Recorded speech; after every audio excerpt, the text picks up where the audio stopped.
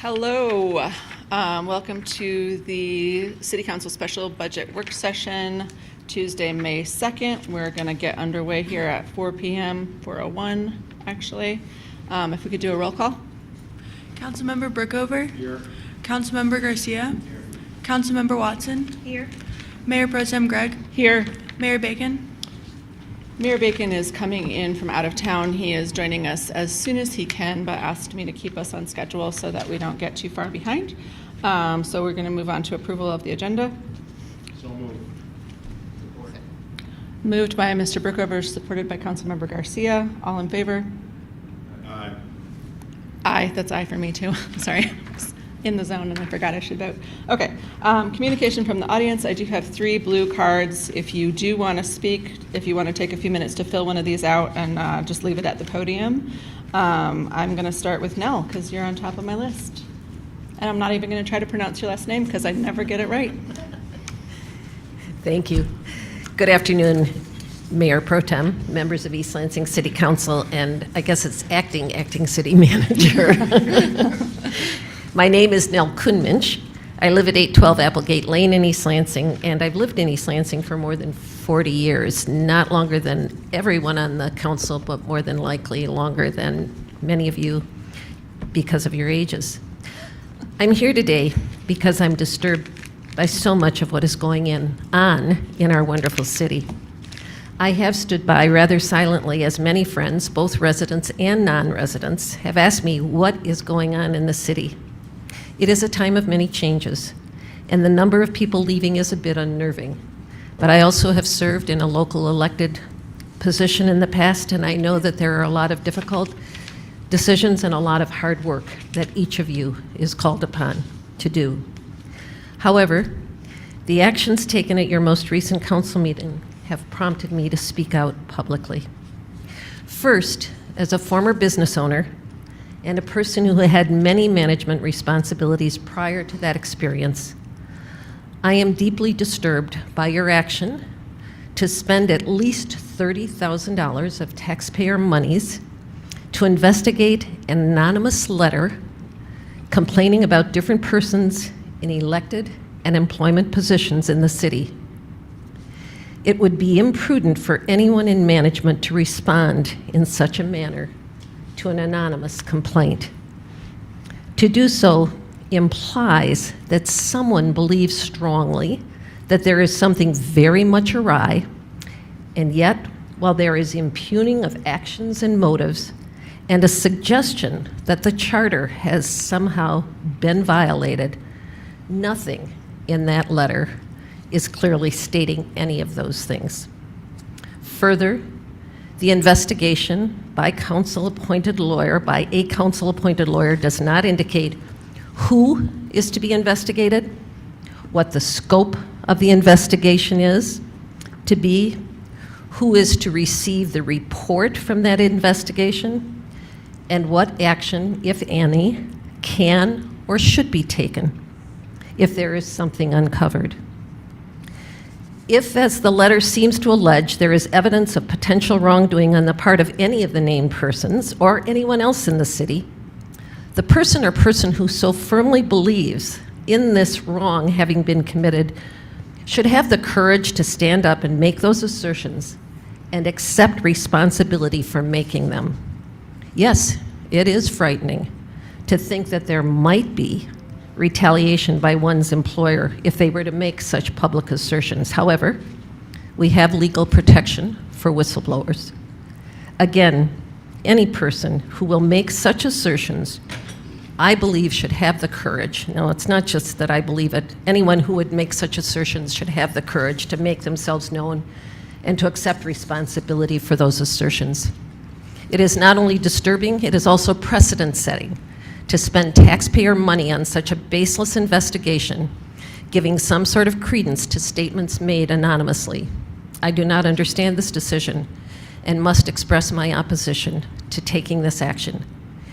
It is even more disturbing because some have said that this investigation is being done in the interest of transparency, and its results will be shared in the interests of transparency.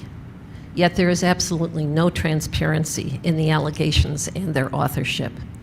While the so-called proposed reorganization of certain city departments and responsibilities looks like something that might have instigated a person or persons to write that anonymous letter, the plan itself should not cause council to react to an unnamed or unidentified person or a person complaining about the way this proposal was developed or has been allegedly brought forward.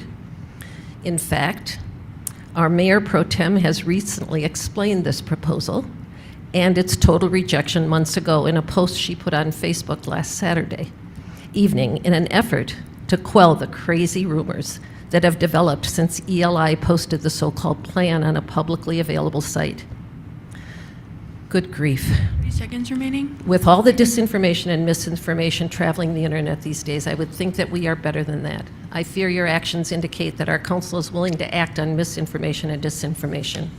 I have a few more things to say, but I will simply go to my final comment, and that is to say that the letter and the fallout from publishing it is so much, and giving it so much credibility, appears on its face to be racially motivated. And that is most disappointing and disturbing. Thank you. Thank you, Nell. If you wanted to forward your written comments that you didn't have a chance to say to the council email address, we'll add them to our communications in our next packet. All right. Kath Etzel?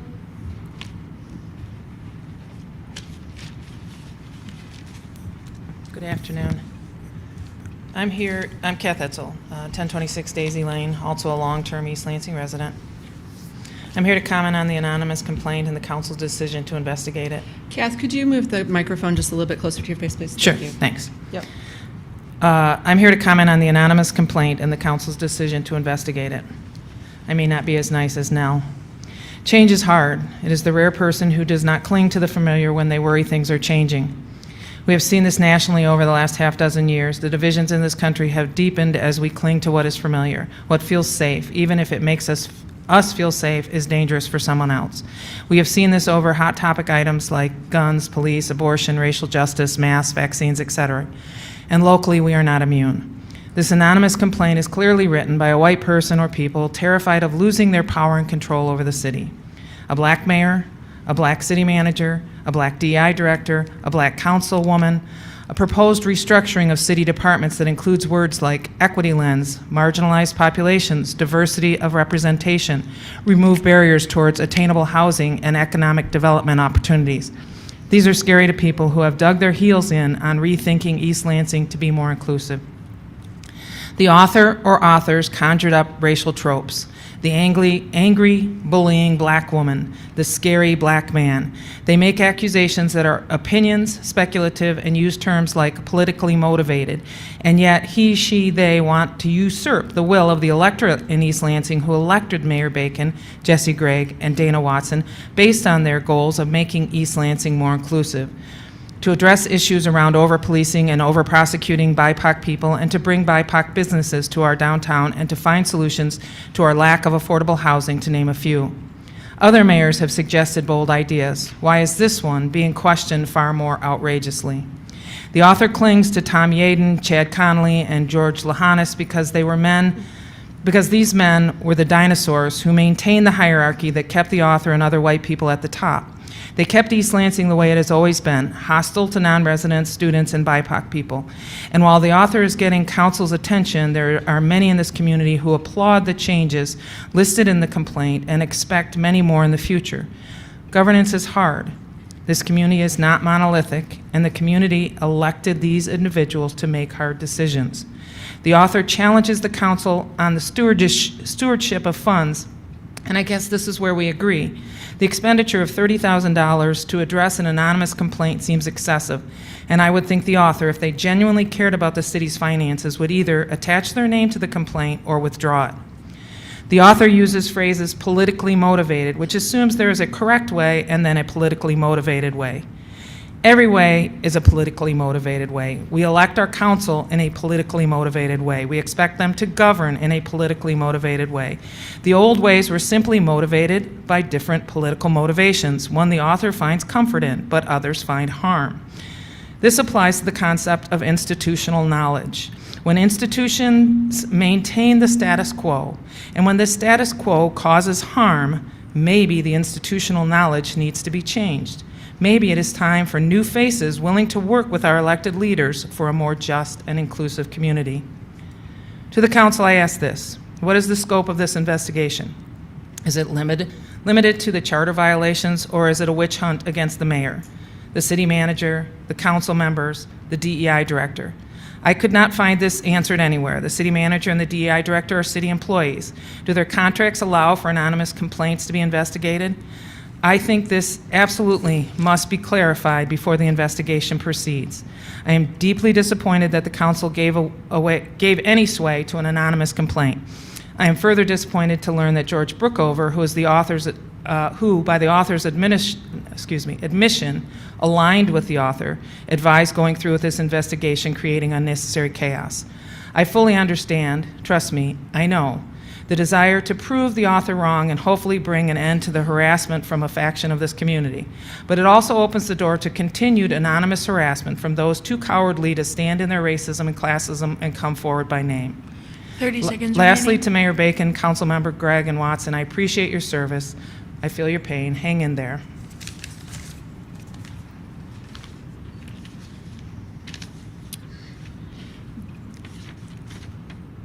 All right, I'm trying to divide these a little bit by topic. All right, Diane Wing.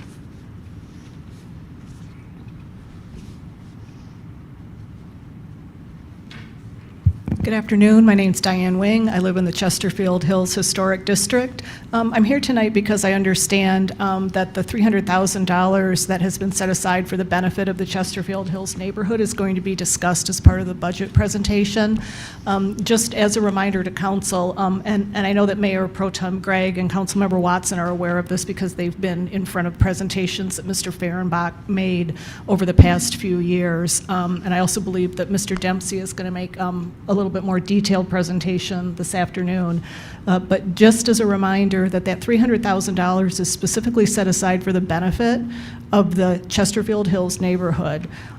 Any decisions that are to be made about that money and its expenditure and how it's to be handled should absolutely be conferred with the residents of Chesterfield Hills, and not as something that is just solely put together by the council and by city staff. Various residents in Chesterfield Hills have had conversations with Mr. Fehrenbach, and prior to that, Mr. Dempsey. So it's great that actually Mr. Dempsey is back on staff, since he and also Ms. Irwin are the two staff members who have the deepest amount of knowledge of this long-term relationship, or this long-term arrangement. So basically, just to let you know that we're watching, we hear that the $300,000 is being discussed. We're very aware that this money is still in the city coffers and it's earmarked for our residents. We want to do the right thing with that money, and we know that you folks do too. So please make sure that we're at the table when those decisions are made. Thank you. Thanks, Diane. All right, I have one more blue card. That doesn't mean that nobody else can speak. I'm just going to call the ones I have and then kind of throw it open. Sabrina Curley. Absolutely. Yep. Is this copies for all of us? Yes, copies. Okay. You don't need to wait on me to start. Hello, my name is Sabrina Curley of 1165 Palmer Lane, Arbor Forest Apartments. I have I'm sorry, the mic is just not picking up people Oh, tonight. is If it you not? want to Hello? just roll. Hello? Yeah, that's better. Okay. Thanks. Hello. I know it's awkward. I'm sorry. Okay. Hello, my name is Sabrina Curley of 1165 Palmer Lane, Arbor Forest Apartments. I have 4 points to make, each of which I hope you consider when discussing the modification of the special use permit for 1090 Trowbridge Road. First, the original expectation for approval of this drive-through site was that it would have a 6 a.m. start time. This 6 a.m. start time limit was already a compromise noted in the March 8, 2017 Planning Commission meeting. 2 precedents of drive-throughs being denied because of a budding residential property were discussed at this time. An initial compromise of 7 a.m. start time limit was suggested, but the votes were tied 4-4. 6 a.m. was suggested as another compromise to this issue and was approved. By asking now for a 5:30 a.m. start time, the previous arguments and agreements influenced by concerns from the public are being ignored and not being respected. Second, not only am I a resident of Arbor Forest Apartments, my second-story unit directly faces the western property edge of 1090 Trowbridge Road, overlooking the Spring Hill Hotel and proposed Starbucks drive-thru. Dimensions of a separating wall and the carports have been brought up as buffers. These do not block light and sound as suggested. During dark hours, cars driving westbound in the hotel parking lot have illuminated my rooms. Conversations by hotel guests outside the entrance are easily heard from my balcony over 200 feet away. Light and sound are not things that just travel in a straight line, rather they radiate outwards from their source in all directions. By allowing a 5:30 a.m. start time, these nuisances would negatively affect residents for a longer time period very early in the morning. Third, the placement of a Starbucks drive-thru would have consequences on the ability of nearby residents to enter and leave their homes. The intersection of the 1090 Trowbridge Road is not a typical four-way traffic light crossing. Cars exiting the property can only turn right and go westbound toward the highway on-ramps. For these cars to go eastbound towards the direction of the Michigan State University campus, they must make an immediate U-turn only 360 feet away from the traffic light. This U-turn can only hold approximately 3 cars in total. Additionally, this U-turn is the only way to go eastbound after exiting the mandatory right turn at the traffic light. Current traffic already makes entering this U-turn difficult for residents going eastbound, with long wait times in order to make that eastbound traffic direction. Palmer Lane and Arbor Drive are the only two entry and exit ways off of Trowbridge Road. These two entry and exit ways, only 250 feet apart from one another, are the only access points for the approximately 100 residents in these areas to reach their homes and apartments. Due to the unique roadway setup, car accidents may be more common also due to visiting customers not being familiar with this right turn only then immediate U-turn to go eastbound. I recognize that I am not arguing against establishing a drive-through location that has already passed. However, there is still relevance in considering the high throughput a Starbucks drive-through at the corner of a college campus and how it would impact current residents. And fourth, within the past few days, a construction project diagonal from the proposed Starbucks has been revealed as a Big B Coffee drive-thru. Since the 2017 traffic study, 2 new coffee drive-thrus have been built, a Papa Roadies and now this Big B Coffee. The proposed Starbucks would be the 3rd coffee drive-thru on this 1,000-foot stretch of road and would be the 2nd major chain name on this 1,000-foot stretch of road. Based on these new construction projects, I would argue that the 2017 traffic study does not accurately reflect these conditions and should not be held as the current 2017 acting as a 2023 traffic study for the proposed Starbucks.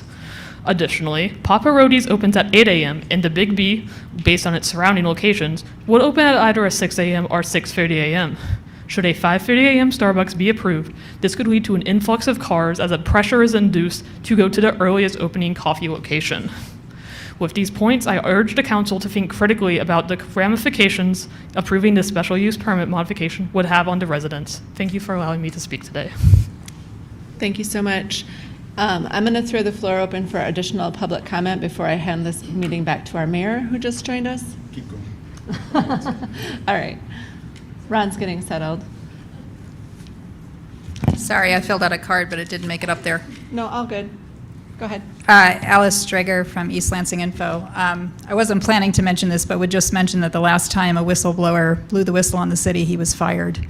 That was Troy Williams. He and 8 other members of the wastewater treatment plant staff blew the whistle on a mercury spill that was quite significant that ended up with the EPA investigating, and also on uncontrolled asbestos at the plant.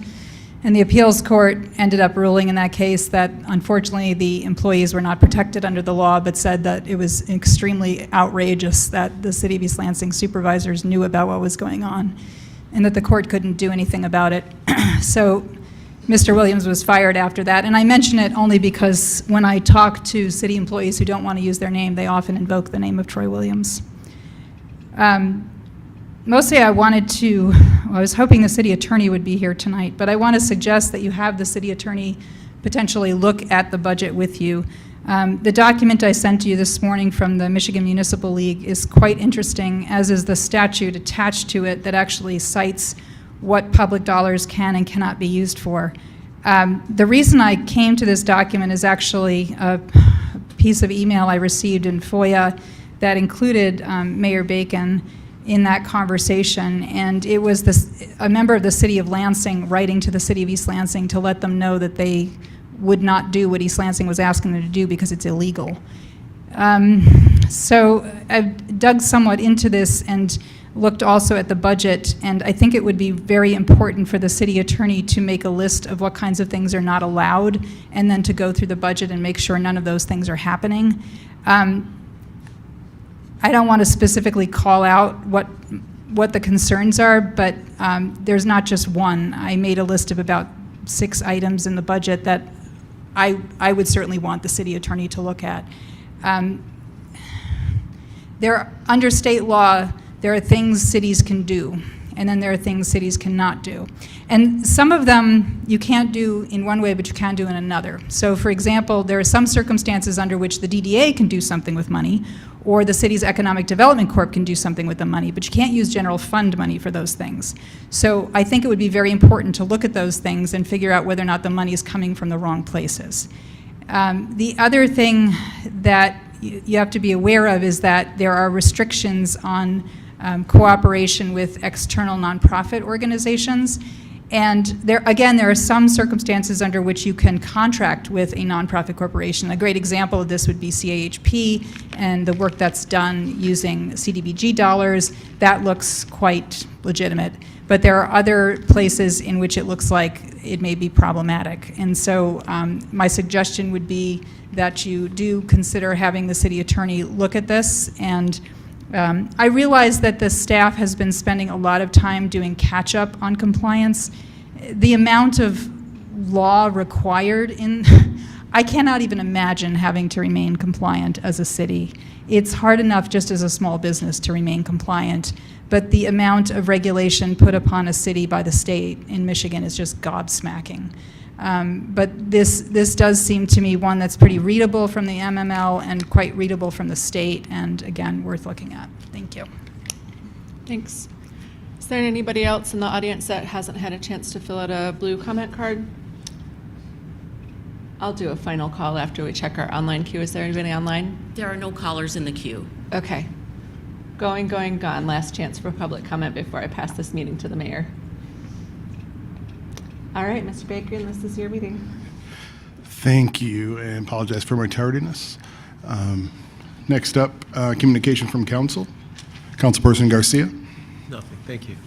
Councilperson Brookover. Nothing, thank you. Councilperson Watson. Pass. Mayor Pro Tem Gregg. I don't want to belabor this point because it's currently being belabored, but one of our public commenters mentioned that I posted on Facebook my experience of this document that's been ravaging through our city staff with stressful results. So I just wanted to kind of, first of all, repeat that what is being referred to as the realignment plan never had any weight behind it. There was really never any chance of that moving forward, and I'm frankly quite surprised to find out that it was still moving in rumor, and hopefully we can kind of put the kibosh on that just by saying that this is something that never had the weight behind it. No matter how big a single council person's idea is, it can't move forward without the support of at least 2 of their colleagues. And we all float sometimes very radical ideas, sometimes frankly idiotic ideas, and they don't go anywhere. And thankfully we have the privacy to not necessarily share those terrible ideas, but this one for some reason got out there and has achieved a life of its own. So I actually only found out recently that it was Adam Cummins who authored that document. We do ask staff to collaborate with us on our plans sometimes. I don't know anything about how or why it was put together, but I can reassure everyone that we don't have any plans of implementing it. Yeah, I think that's everything I have to say on that topic. Well, what you'll see here kind of over the next little bit, I'll kind of start showing you the path of kind of how this all happened. You're going to get a sense of kind of what was kind of attempted here. I'm going to get through the budget meeting. I don't want to waste staff time. This is very significant time. But I'm going to throw to Friday, September 2nd. I think certain individuals didn't know where to look. It's on our calendar if anyone wants to pull it up. Meeting multicultural business programs, Broad Business School, MSU, LEAP, Smart Zone in East Lansing. Discussion, diverse business ecosystem collaboration. Attendees from the Broad Business School, Chloe Barnes, Ed Tillett, Lauren H. Attendant from LEAP, Tony Willis. Attendant from Smart Zone, Harrison Jones. Attendant from East Lansing, Ron Bacon, Adam Cummins, Tom Fehrenbach, George Lahanis, Elaine Hardy. Subjects. What I'm going to do, I'll get verification from the members who attended this meeting and discussion of these subject matters. I think what Adam was attempting to do is encompassing this meeting, and you're going to. There's quite a bit. You'll see this how this unfolds down the road. I'm in a real mood on this one, and I'm trying to be professional. The subjects discussed: diverse business incubation and attraction, minority business support and retention, inclusive economic development, place-based economics and inclusion, business analytics, minority micro-enterprise, student retention post-grad, vibrancy. The work then engaged by the City of East Lansing for the Broad Business School and this team, and it's mentioned in another plan, and I'll kind of walk you through this, because I think what you saw through this FOIA process were people trying to cherry pick and kind of move things through here, and I know it's caused some discomfort for the city, but just understand a lot of these documents were cherry picked and pulled completely out of context. The City of East Lansing coming back, there was discussions around, in new developments and square footage. This may still be being engaged in. This is the same group from the Multicultural Business School and Broad Business School that made many of these suggestions and alignments. Price per square foot, location, potential cost sharing, Smart Zone funds, utilization of the TIC for the organization out of the Broad Business School. Many of the things captured in that document are laid out in that way. My asks, primarily, more cultural offerings and variety. I hope the DDA is aware, since I stepped through the door, the question's been a dedicated downtown person. Anyone who knows me knows that's one of my top priorities and asks for the city. Space for minority and graduate business incubation, part of retention. Written in the notes on paper before I even had this other stuff. This document was created by our Community Economic Development Administrator. It seems to capture the elements of the proposals from the group that were put forward by the group in this meeting on the 8th, which it's on our calendar if someone chooses a FOIA. I don't think they knew where to look for it when they were suggested where to look for certain things. There was 0 requests for effectuation of this plan as written. It never moved beyond the values and the proposals held within the plan that were synergized together from all the people who attended that meeting. And it's scary that if it was frightening if it did incorporate some of those thoughts. That's kind of scary. And really it's scary how easily it was to accept that just a few individuals were attempting some type of massive coup. But you'll see it all here moving forward. It was stated that the goals could be accomplished with the Downtown Teams Plan. The Downtown Teams Plan, here's the header, with support and guidance from city. This is still draft as well. None of this is stuff that's supposed to be coming to people or being sent out or anything. Any of these things inside a plan that are in draft form or even discussion form are not typically things that people pull out and hand over to people. The Downtown Teams Plan, which I think was to support the DDA, was where it seemed to all be heading. It was the only plan I'd ever seen for effectuation in any way, shape, or form, with the support and guidance of the City Council, Downtown Development Authority, and Downtown Management Board, a multi-departmental team collaborating across disciplines to ensure a solid foundation of quality infrastructure, cleanliness, safety, and based upon a solid foundation of quality, blah, blah, blah. Okay. The strategies and focuses include expanded diversified tax base, inclusionary economic development, placemaking, vibrancy, branding, and marketing.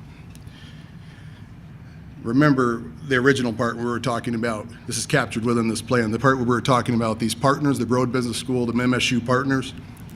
Entrepreneurship support, program and services in partnership entrepreneurship support network, increase entrepreneurship across industries. These were direct conversations, tech, soft goods, et cetera, especially aimed for inclusive economic development principles, including utilization of public space with a focus on supporting growth for entrepreneurs in the East Lansing marketplace, creating opportunities for local people, and activating public spaces. Examples: low-cost kiosk and facilities for micro-enterprise, and this is at the time considering the Valley Court Pavilion, utilization of the Valley Court Market Pavilion, business incubation in support of MSU, continued relationship and growth and tenancy of the TIC and Innovation Center, services focused intentionally on supporting clients of various racial, cultural, and identity groups. This had more legs than the other plan going forward. This is the only plan I'd ever saw for possible effectuation at any point, just so you know that moving forward. I will say this, and I was going to kind of not say this. At the time, I see several plans. I get plans all the time, particularly from CED. At the time, the Community Development Group, I wasn't aware of the deterioration of the relationships inside of the Planning Department and CED to be aware that it was a threat or a problem that one of our people brought to us a plan or something for discussion. There's a lot to that. But I was beginning to feel it in some other ways, because there were some asks of council. Some of them came directly across this desk, and I can almost directly point to the entry point of these issues at I mark it as kind of October 1 with the approach road closure for More Than Vintage, which would have gone right over my radar. I think was a no until More Than Vintage reached out, and I don't think council or anyone else was aware that the no had gone out for them. But they're kids, and they're so persistent that they kept pushing on their thing, and that was kind of it. But the things I had asked for, and I didn't know why these things weren't happening, I'd asked probably at the beginning of this, long-term plan for alfresco placemaking covering 3 to 5 years. Readout on the efficacy of alfresco and how to better measure it. Denial of road closures culminating in the first annual Vintage Fest, October 1. What other road closures were denied? So we've been in meetings. I'm in all the meetings. We're with the Big Ten. We're with managers. We're discussing placemaking and the importance of it to economic development. But it seems to be kind of jumping the rails and coming to me with, well, I asked for sidewalk. Another one, sidewalk dining denials. Is the sidewalk thing your priority? Something was breaking down across the communication. As for another pass at the food truck ordinance, I knew when the first one went through, it wasn't going to be usable. I don't think we've had one utilization of that ordinance yet. More discussion around barriers to affordable housing, revisiting that discussion. But like as I said, I wasn't aware of the dynamics taking place and that people maybe weren't aligned on the goals going forward.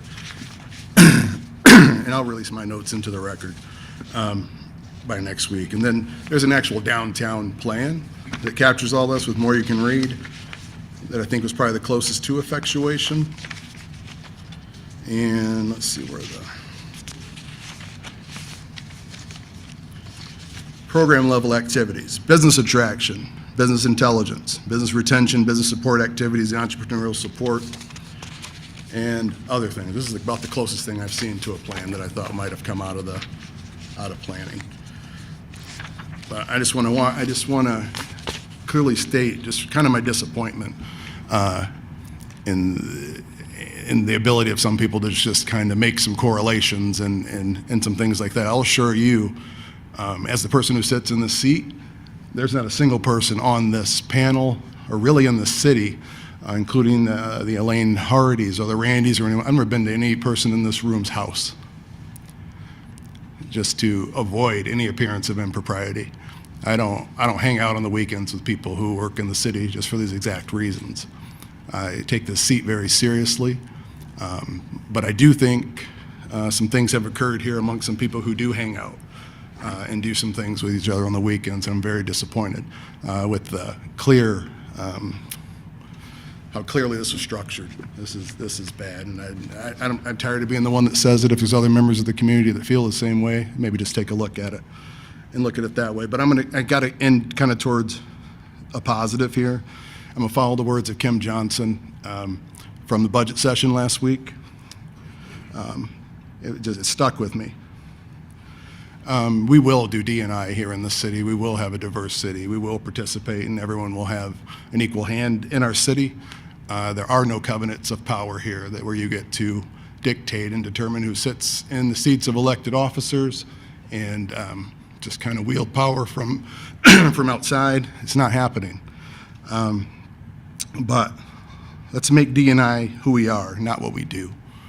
That's what Kim Johnson said last week from his seat when he was sitting there, and that's what we're going to do. It's who we are. We owe it to the people who live here. And to the public, I know you've felt this feeling before. So these types of attacks represent the why.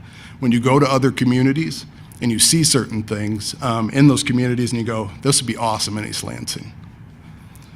Everything you've ever seen in any other community, and I can tell you this in 2 years, was probably offered to East Lansing at one point or another, or in some form or something like that, and some type of just infightings and different things created the opportunity for them not to be here. So if you've ever, I've seen it in 2 years, every form, fashion of anything you can probably think of has been brought forward to your city.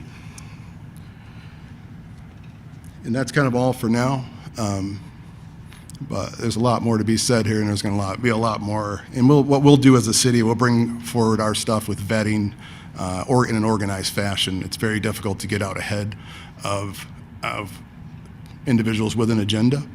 But you'll see everything will come out in a clean format moving forward, along with any documentation or anything like that. But just be assured, there's certain individuals who benefit from this type of chaos, and it's certainly not our city. Some of what's happening, I assume would never happen, and that's why you've never seen me disparage or anyone across this. I love this city too much. I wouldn't disparage a single person on staff, in staff, former, future, or anything here, and you'll never see it come out of my mouth. But I will always bring facts to bear, and we'll move forward from there. But just know that the city's functioning, our staff's attempting to function to the best of their ability. But these types of things and attacks and that kind of thing, that's when it's coordinated. And if you take a close look at, we're going to take a close look at it. Some of the I presume coordination through this. So we'll be talking more about this in the near future. But just know there's rationale behind everything that's done, and there was no whatever this whole thing was. That's it for now. Thank you. All right.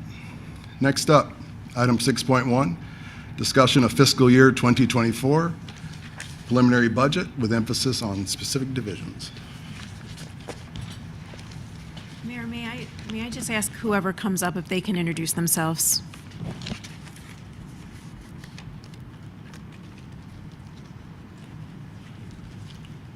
And also, do we have a list for tonight? I tried to find it, and maybe it was attached to the agenda. Like last week, we had the list of presentations for last week. Do we have a list of the presentations for tonight someplace? Yes. DPW is going first, Parks and Rec, then the Parks CIP, and then Tim Dempsey is going to do the CIP, and then he's also going to touch base on Chesterfield Hills. Okay. Chief Manager, I just noticed that we missed your report on the agenda. If you have one, we could jump back to it. Okay. We can jump back to it. Okay. City Manager's report. Chief, you've always been smarter than I am, so could you just slowly go through that list, please? The first person is DPW, Okay. and then the second will be Parks and Rec. Third will be the Parks, the CIP, the capital improvement, Okay. and then also the other part of the CIP, Tim Dempsey's going to take care of that. Okay. And he's also going to be talking about the Chesterfield Hills Okay. discussion. Thank you. Appreciate it. I think that's it. So that should be.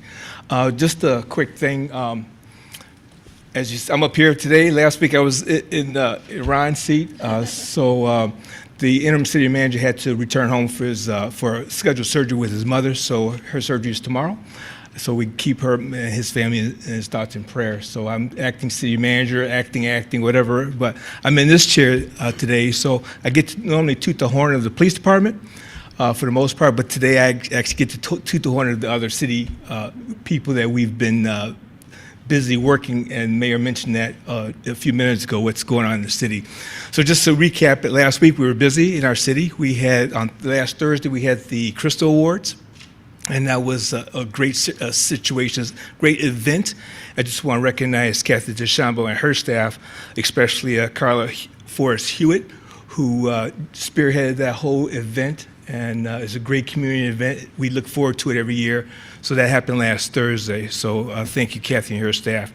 This past Friday, Kristen Shelley and her staff had the books, bites, and bids at the library, and people were coming from out of the city to come back for that. We haven't had it for a couple of years, and so that happened on Friday evening, and it was a great event. And Kristen's not here, so I can recognize her and her staff. But it was nice for the city to start get back into the environment of people being around each other and celebrating some great accomplishments and things like that. Friday afternoon, I also had an opportunity to promote 5 people. Adrian O'Hario, Christine Corey, and Adam Park were sworn in as our newest lieutenants. And Chad Steeman and Jeremy Hamilton were sworn in our newest sergeants. And so we promoted 5 people last week. And I thank the mayor and Councilperson Garcia for attending our small ceremony we had at the city. It was just a nice way. I promoted them several months ago, but this past Friday was the best time for us all to get together with our families and things like that to just celebrate their accomplishments over the years. So it was nice. Also on Friday, it was a busy day on Friday. I'm sorry, on May 1st, which actually yesterday was actually the law day that the city had in our courts. And Nicole Evans and her staff hosted the law day. And that was a panel discussion up in the courts. And we're just trying to educate the community on certain things. And Nicole, I did not get a chance to attend that, but it's always a great informative type of environment for people to exchange ideas and ask questions and things like that. So that happened yesterday. This coming Friday, I get to 2 of our newest police officers. They graduate from the police academy on Friday evening at Delancey Community College. So they're graduating on Friday evening, and then next Monday at 3:30, Judge Hennessy Greenwald is actually going to swear our 2 newest officers in the courtroom at 3:30 next Monday. You are more than welcome to come by. We have some food and things like that. But it's just a time. I'm really excited about people are coming into our city and want to work here. They know what we're doing in our city. As everyone knows, you've been hearing it for the last 2.5 years. We're based in community-based policing, and we're having more and more people coming here wanting to do this kind of policing. So I'm extremely excited about the future of our police department. So I just wanted to get a chance, since I'm in this chair today, to toot the horn of our staff who has done a great job. And if they weren't doing the fun stuff last week, they were doing the hard stuff, like the Ron and the Kathys of the world who had to start putting together presentations for today. So I thank you guys for doing your work when everyone else is having fun and games, in the evenings and things like that. So thank you very much for your work, and that's all I have, Mayor. Thank you. Ron, you're up. Sorry about that. We're ready to get started. Can you guys hear me all right? I'm Ron Lacoste, the Acting Director of the Department of Public Works.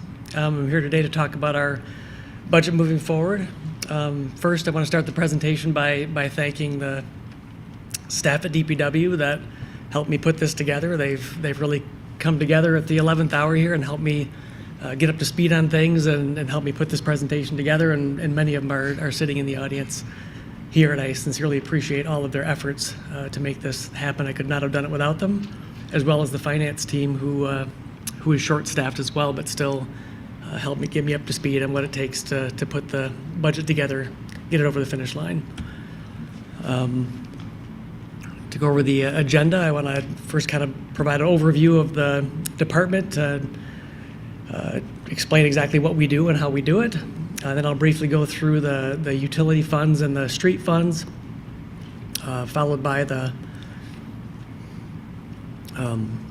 excuse me, I'm a little bit under the weather. I'm going to try to get through this. I've got my cough drops in my water here. Try not to get in a coughing fit. No, I understand.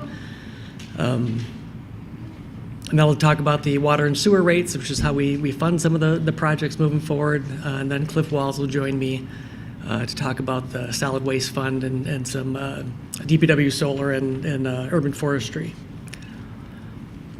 First slide is the department organizational chart. You can kind of see the acting director is me at the top there. That kind of should have been pink text because that's not my spot. That's really a position that's been vacant for almost 2 years now, which is another thing the staff has had to navigate through, is operating without a permanent director for the last 2 years.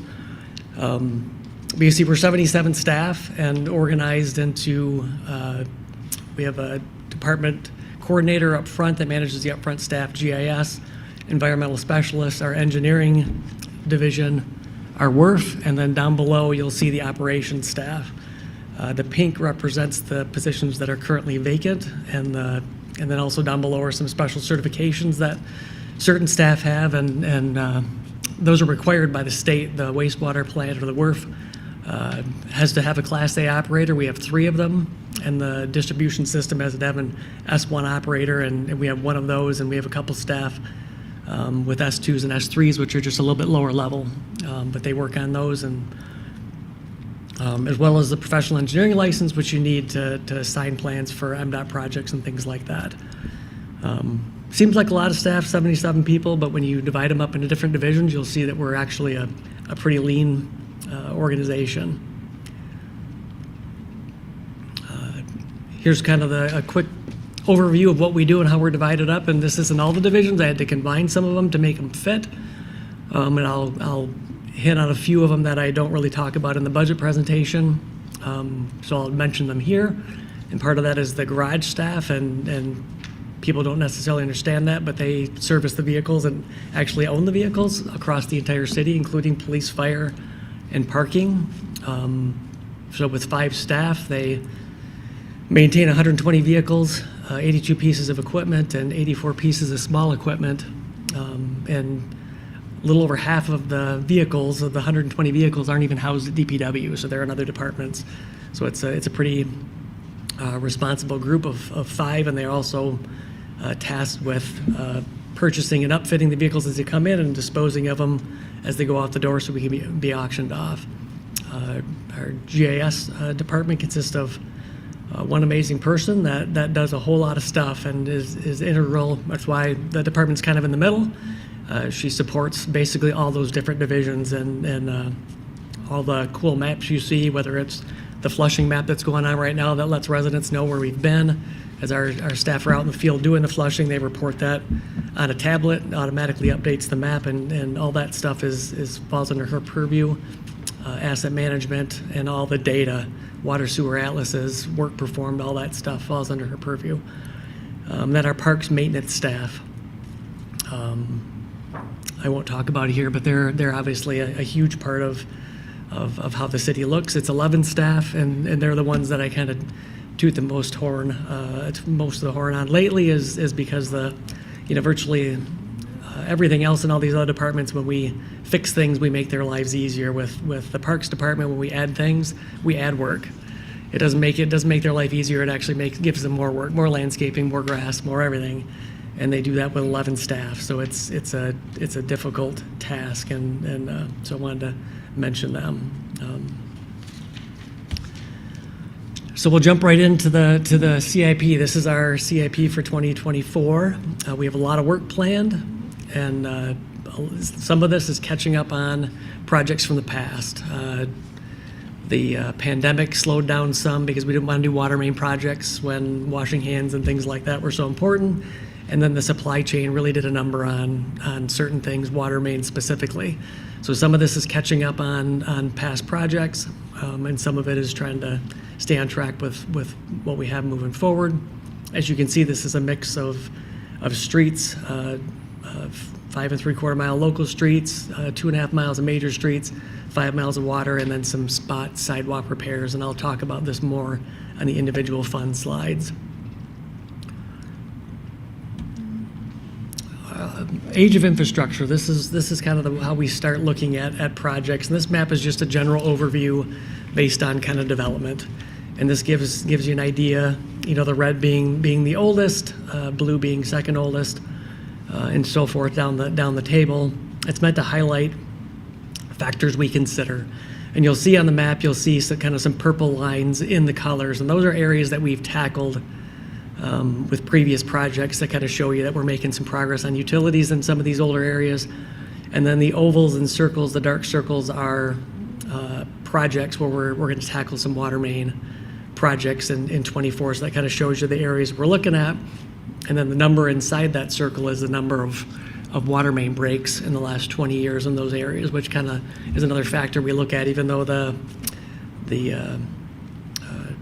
flower pot area is not necessarily one of the older areas. They have a lot of breaks down there. We did some water main lining down there years ago that we're seeing some issues with. So there's other factors other than just age that we look at.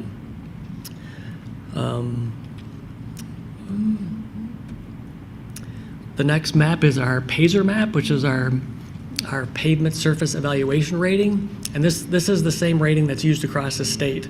So a street with a 5 rating in East Lansing is the same as a street with a 5 rating in Munising in the UP. Everybody across the state uses this rating. It's a surface distress rating, and it's not necessarily meant to show ride quality, because people see all the red and they think that there's a bunch of potholes everywhere, and that's not necessarily true. It's the level of cracking and things like that really determine it's the surface distress. And it's meant more to be a guide for what fixes are needed for that road versus necessarily how bad it is. Now, certainly a 2 can be a potholed road, but it doesn't necessarily have to be. And if you're familiar with some of these areas, you'll know that's not the case. But needless to say, it does guide us in our efforts. And again, you can see the ovals and circles on there that include the projects from the previous slide, and then also some road-only projects. So you can kind of see that we're tackling some of those worst areas. You also see at the bottom of the table we have our major streets. Everything's trending in the right direction. Our goods going up. Our fare is doing all right, and then our poor is reducing. Local streets, you see it's a little bit of a mixed bag, where our fare has gone down, our good has gone up, but our poor has kind of stayed more stagnant, and that's just the slower pace. There's more mileage, and the slower pace of repairs in local streets because of all the utility upgrades that need to be done. And there, it's more expensive, takes more money to get there, but we're making progress. All right, so street funds. This is where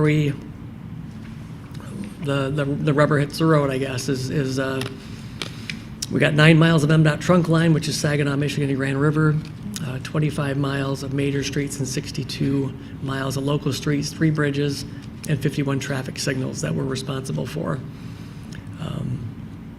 Got some key services in there. Obviously, the engineering department does lots of things. We crack seal, we skip pave, pothole, get about 20 miles last year of what we did. We're trying to keep those good streets in good condition as long as possible. It's the cheapest money we can spend. Plow, salting, and brining. We plowed and salted 36 times last winter and 1,800 tons of salt, which might seem like a lot, but in the early 2000s, we were using twice that much. So we've come a long way with newer equipment, calibrating, the use of brine and things like that to bring that number down, and we'll continue to work on that. Street sweeping, 930 yards of debris removed from the streets. That's 930 yards not going into the sewers, not clogging up catch basins. So that's the cheapest, easiest place to get it, so we have an aggressive sweeping program. Sign maintenance, obviously we have thousands of signs, I don't have that number on there. And our bulk leaf program, 4,300 yards of leaves, anywhere from 4,000 to 6,000 yards every year we pick up. And then we also do DPW traffic control, so we do traffic control for our own operations. Construction and maintenance considerations. Obviously, we rate streets every other year. So that's streets don't change a lot every year, so we rate every other year. And that's one of the factors we consider. We obviously partner with that also with development projects, utility needs, which you saw previously, and then also with other jurisdictions. The map on the left, you'll see the roads that are not colored are East Lansing roads, and the roads that are colored represent a different jurisdiction. You probably can't read it, but you'll see there's lots of different colors, and those are all adjacent jurisdictions that we have to try to coordinate projects with, and they also coordinate with us. So. Risks. There's obviously risks coming up in the road funding. Increased fuel costs means fewer miles driven, means less revenue from gas and weight tax. electrification of vehicles, we're just kind of seeing the start of that. We're not sure what that's going to do, how they're going to figure out road funding moving forward, but that's obviously going to be less fuel, less revenue from gas and weight tax, and then increased labor and material costs. The money doesn't go nearly as far as it used to, so those are some of the obvious risks. Major Street Fund, and if you're looking for it, you'll see at the top of the sheet, page 143 on the budget, and that's the actual page number on the budget, not the PDF version if you want to look for it. So you'll see that on each fund slide, you'll see that page number. Key projects is Coolidge Road resurfacing from Saginaw to Lake Lansing, 1.6 miles. Include some of the sidewalk gap filling on that stretch, and some pedestrian improvements. Hagedorn Road design and resurfacing, that one hasn't gone to design yet, but we expect that to also be designed and constructed in '24. Bridge design, some good news is we got just over $3 million in bridge funding for the Harrison Road bridge deck replacement. So we're doing the design work for that bridge this summer, or this fiscal year in '24, and that construction will come in '25. And then maintenance, we're expecting about 5 miles of crack sealing and paving and things, more routine maintenance on the major streets. Non-motorized investment, the Safe Routes to School planning is still ongoing with a funding application expected the fall of '23. As I mentioned before, some of it, Coolidge Road will be include a 4 to 3 lane conversion. I think Stephen likes to call it a 4 to 3+2 lane instead of a lane reduction. I think that's the new terminology for it, but that'll include some bike lanes and a 4 to 3 lane conversion. And then Hagedorn Road, we're going to look at it for the same thing. That project's going to be evaluated for a 4 to 3 lane conversion with bike lanes. And then the non-motorized plan update is ongoing. We're expecting completion of that in the spring of '24. Also included in the major street budget is a percentage of a brine maker. For those of you who don't know, we use brine in conjunction with salt in winter, and it helps reduce our salt use. It helps make the salt more effective.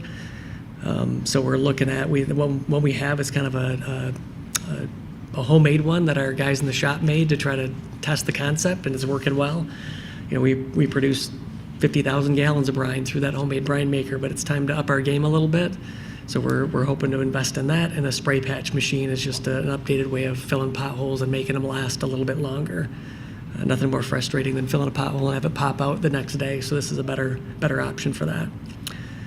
Fund balance, we anticipate using about $260,000 in fund balance in '24, still leaving a pretty healthy fund balance of $2.85 million, which is 58% of operating expenditures.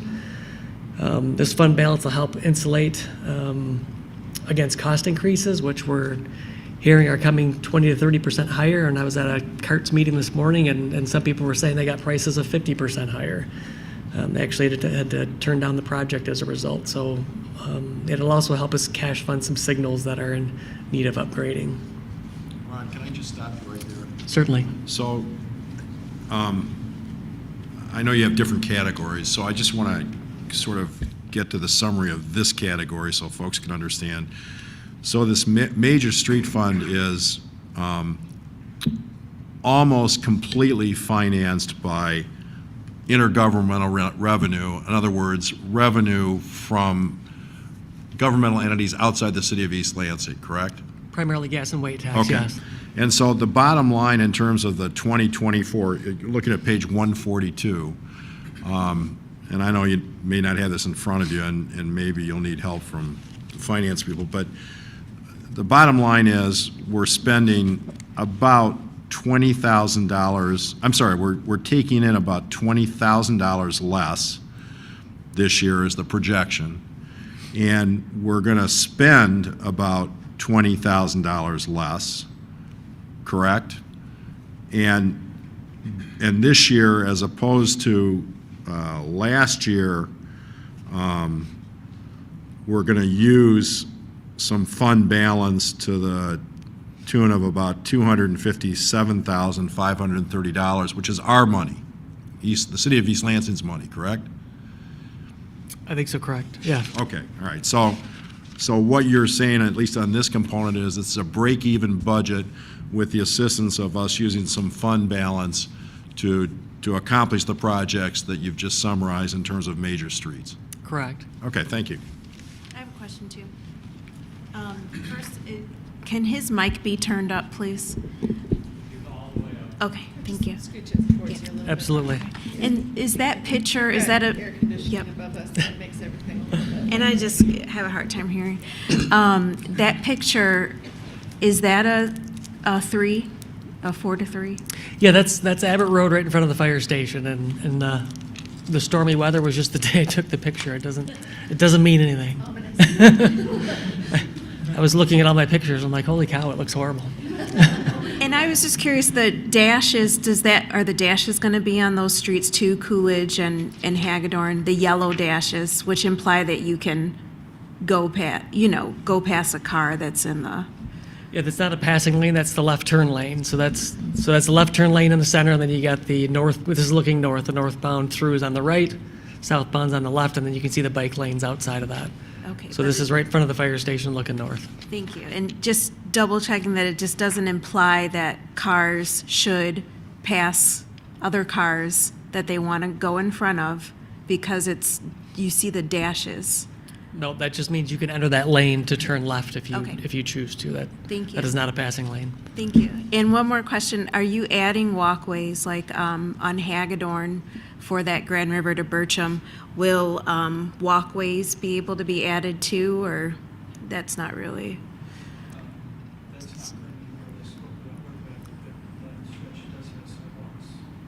Yeah, that's not currently part of the scope. We'd have to look and see if there's, I'm not sure if there's gaps on Hagedorn or not. You're saying there's gaps there that you're thinking about? Yeah, that there's no walkway from Grand River to Bircham, and so folks that need to cross the street, if they do, yeah, thank you. Yes. Oh, crosswalk. Yeah. Okay.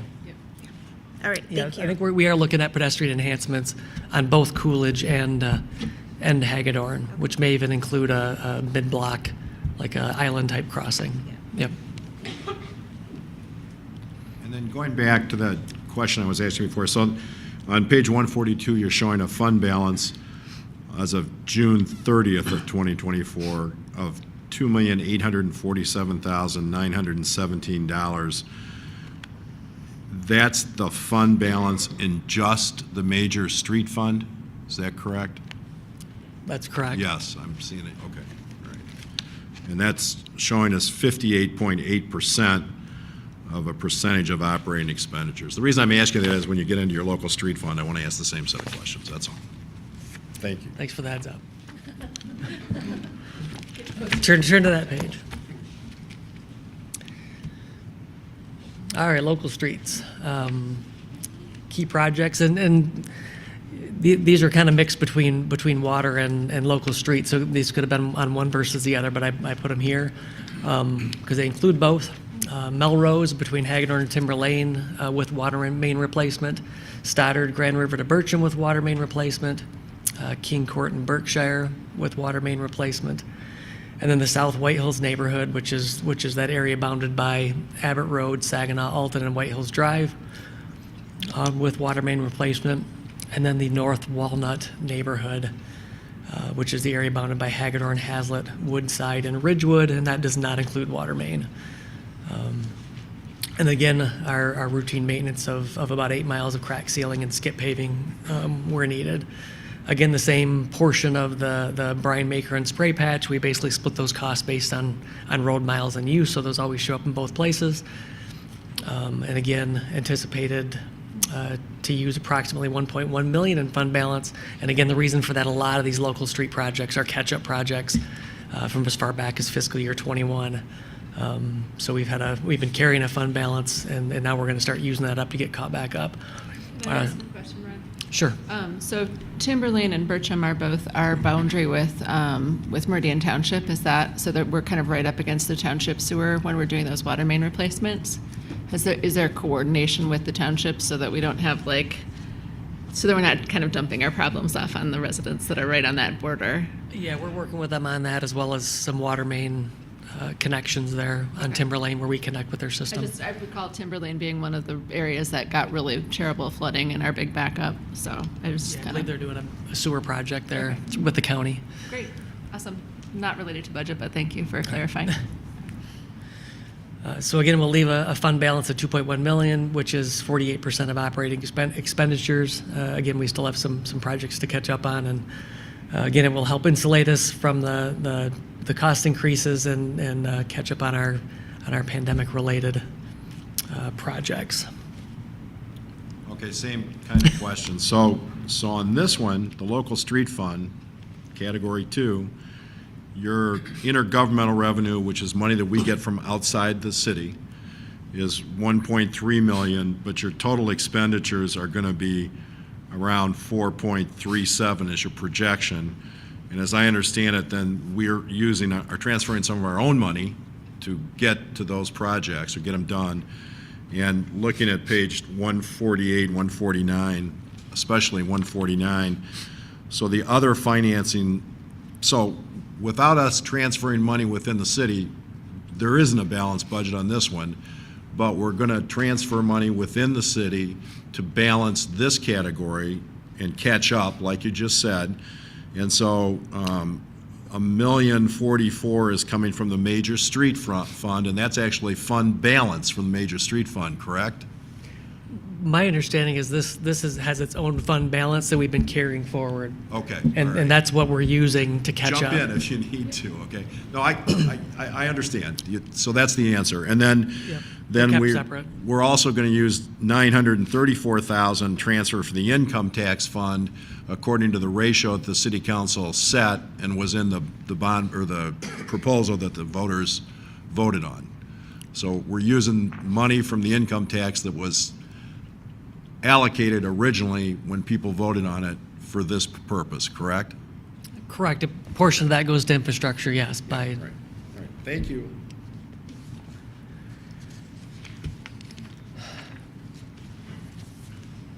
All right, the water fund. So now we're into the water and sewer funds.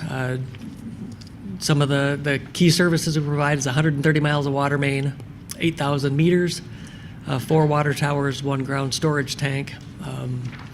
Key services is obviously the meter, reading and repair, a lot of customer service and billing support, valve and hydrant maintenance. People need to understand that we exercise and flush hydrants. They don't just work when you leave them sit for 20 years, so we have to exercise those and make sure they work when we need them. Emergency repairs, main breaks and things like that in the wintertime. That's also where we house our Miss Dig service for marking city utilities, taps and connections for new developments and projects. A lot of design, inspection, and asset management by our engineering team. And then water quality, which we're in the midst of hydrant flushing right now, which is getting rid of sediments and things that build up in the water main. So that's part of that effort. And then cross-connection inspections, which is mandated by the state to make sure we keep our water safe. A portion of this is also ELMSA, which is the East Lansing Meridian Water Sewer Authority, which is the water plant. Through a cost split up there, that the operation and maintenance of that facility is 43.84% East Lansing and 56.16% Meridian Township. So we share that equally, have our own distribution systems, but share the plant. They're in the middle of a 5-year, $20 million project to upgrade the treatment plant, raw water transmission main, and using drinking water state revolving funds, or the DWSRF, similar to our sewer projects. They're going to add some additional treated water storage, increase filter capacity, raw water capacity, and reduce source water contamination potential. That'll obviously impact our rates moving forward because that's who we buy our water from. So with that, I'll get into more rates later, but I wanted to put it on this slide. The capital connection charges, which is connecting to our system, those rates are increasing 5%, and the commodity charge by 4.2%, but I'll get into more about the rates in a future slide. Another key challenge is the increased regulatory requirements from lead and copper rule. I gave a presentation on that. It seems like a while ago, but it's probably a few months ago. Which is a water service line inventory is due by 2025, and those costs just to do the exterior excavation about $175 to $200 a piece, and we still have to do an interior, which is amazingly hard to get access to some of those houses. Ron? Are we still approaching some of those as we're doing other work? I remember we had this conversation on the lead line work. If we do other street break or yard break or whatever, we're going in at that point and doing Yep, line we're replacement. in the midst of that now, doing some of those replacements before projects start so that we can cruise right through the project. So some of them we do during the project. It depends. There's a whole bunch of complexity to it, but when we can get them done beforehand, we do. And then some of them have to go with the project depending on how it lines up. But yes, we're absolutely taking care of those. And I remember the map, and it was behemoth and daunting. That's probably the most daunting thing in the city right now. So I don't know Yes. what the, I know there were some unknowns in there as well. So I didn't know if that was there progress or kind of towards the unknowns? Yeah, we're working very hard not to end up tearing up a new street because we find a lead service line. So we're working hard to do all those investigations before we get there with a road or water or sewer project. So we're making progress, but we'll continue to move on that. I knew that was tough stuff. So. Projects, the top there is kind of like I said, those showed up on the street one as well. The only one I'll mention on there is the lead and copper rule surface line replacement. We are replacing those. We did 35 of them in 2022, anywhere from $4,000 to $8,000 a service, depending on the house that we're at. Landscaping, basement finishes, all that kind of stuff. The other ones, Melrose, Stoddard, King Court, and Berkshire we talked about, the White Hills we talked about. Then we get down to the DW SRF Red Cedar neighborhood. We're applying for our own drinking water state revolving fund application to replace the water main in the Red Cedar neighborhood, which is the area bounded by US 127, Marigold, Harrison, and Trowbridge. We've had a lot of breaks down there. It's 2.1 miles. And then we had a lining project probably going on 20 years ago now that we're seeing some issues with down there. So it's time to get down there. And it also couples with some storage requirements. We have two water mains that cross the river that go to the south. So if either one of those break, we're down to one crossing. So having a water tower down there is a backup, and increased water pressure down there is something that's being looked at by Eagle and something we need to do.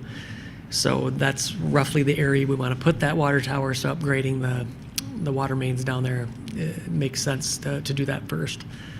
Along with that, we're looking to fund some of our meter and reading system upgrades. With that, we want to replace our reading system. It's antiquated, and we're still walking up to houses and plugging in versus the automated way of doing it, where you can either drive by or even just read them from the office by pulling it up on your computer. So we're looking to fund that, as well as we also received funding through a drinking water asset management grant to update our drinking water asset management plan. So that money is included in there. Any questions there? I do have some questions. And understand I'm in favor of all this, but it seems to me the public needs to be aware of this. So, and maybe finance should help us on this one. So, as opposed to the other two, on this one, we're increasing the expenditures, almost doubling them from last year. I think it's over 200% is what your stuff says. And so we have to use some money, and if I'm understanding that, some of this money, about $8 million of it, is bonding.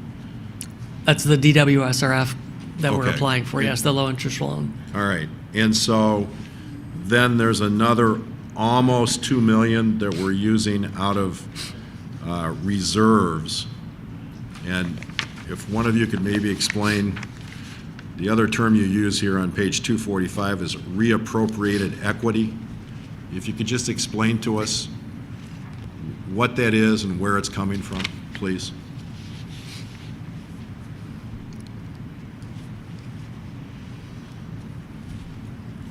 Thank you. So in the enterprise funds, we most often refer to equity because they have sort of a different basis of accounting from our special revenue funds. So that's why this chart looks a little bit different as well. There's different accounting rules. So we don't budget the way that you see the financial statement. So when we say reserves, it's just trying to correlate a similar concept to fund balance. Okay, where's the money coming from? Fund balance. Okay, overall city fund balance. The Correct. water funds fund balance. Okay, so this is fund balance within this particular subset. Correct. Okay, thank you.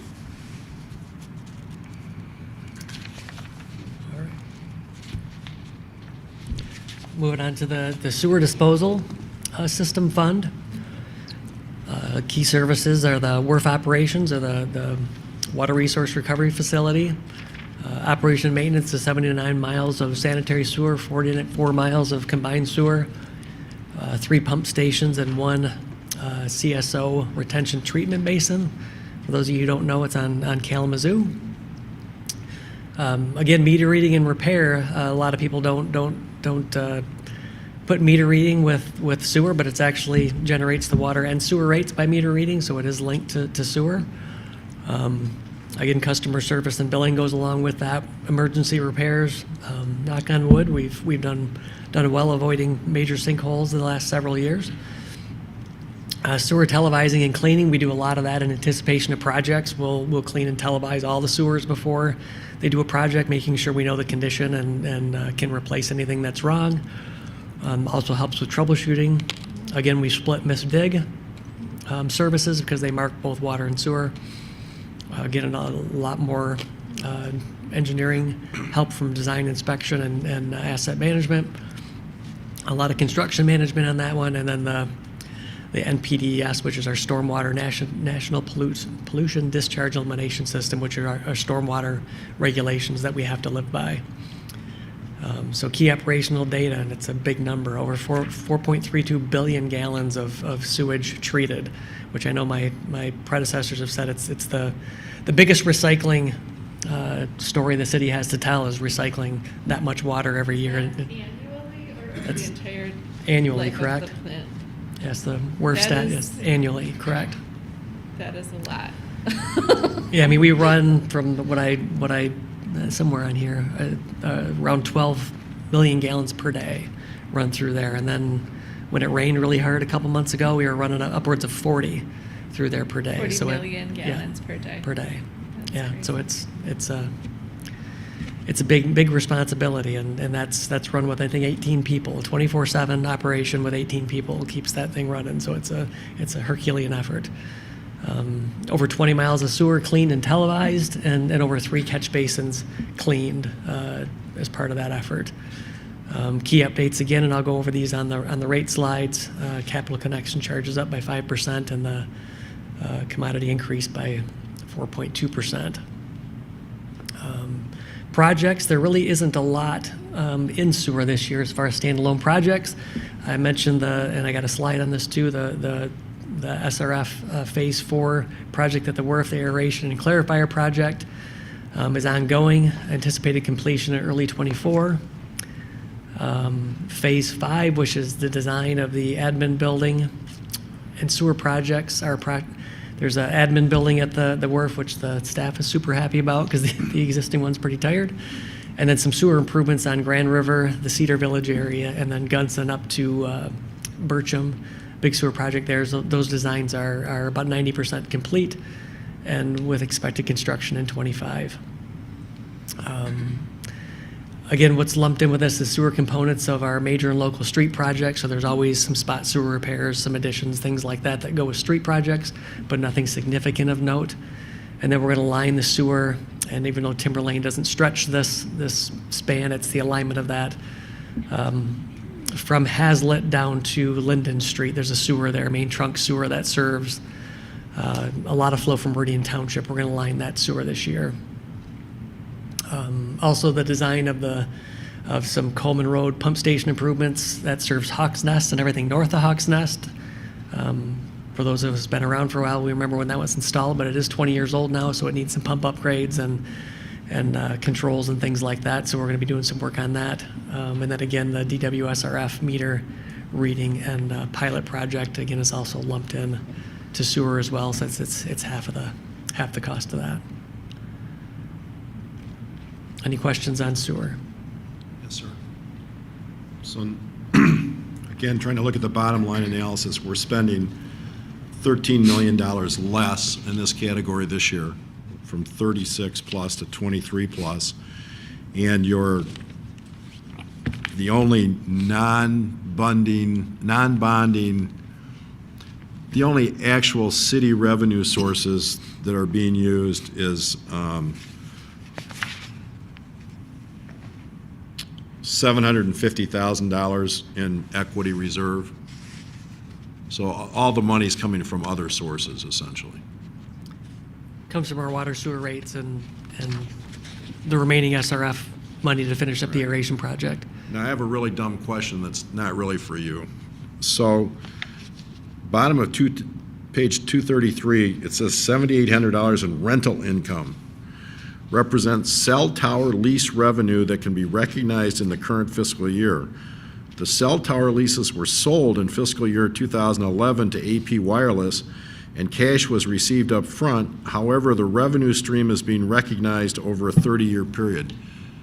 Does that mean we're getting a payment every year? No, we got the cash up front, and we just it's sitting on our balance sheet, and we can only report the revenue a 30th each year. So it's actually there? Yeah, we have the cash. Okay, all right, thank you.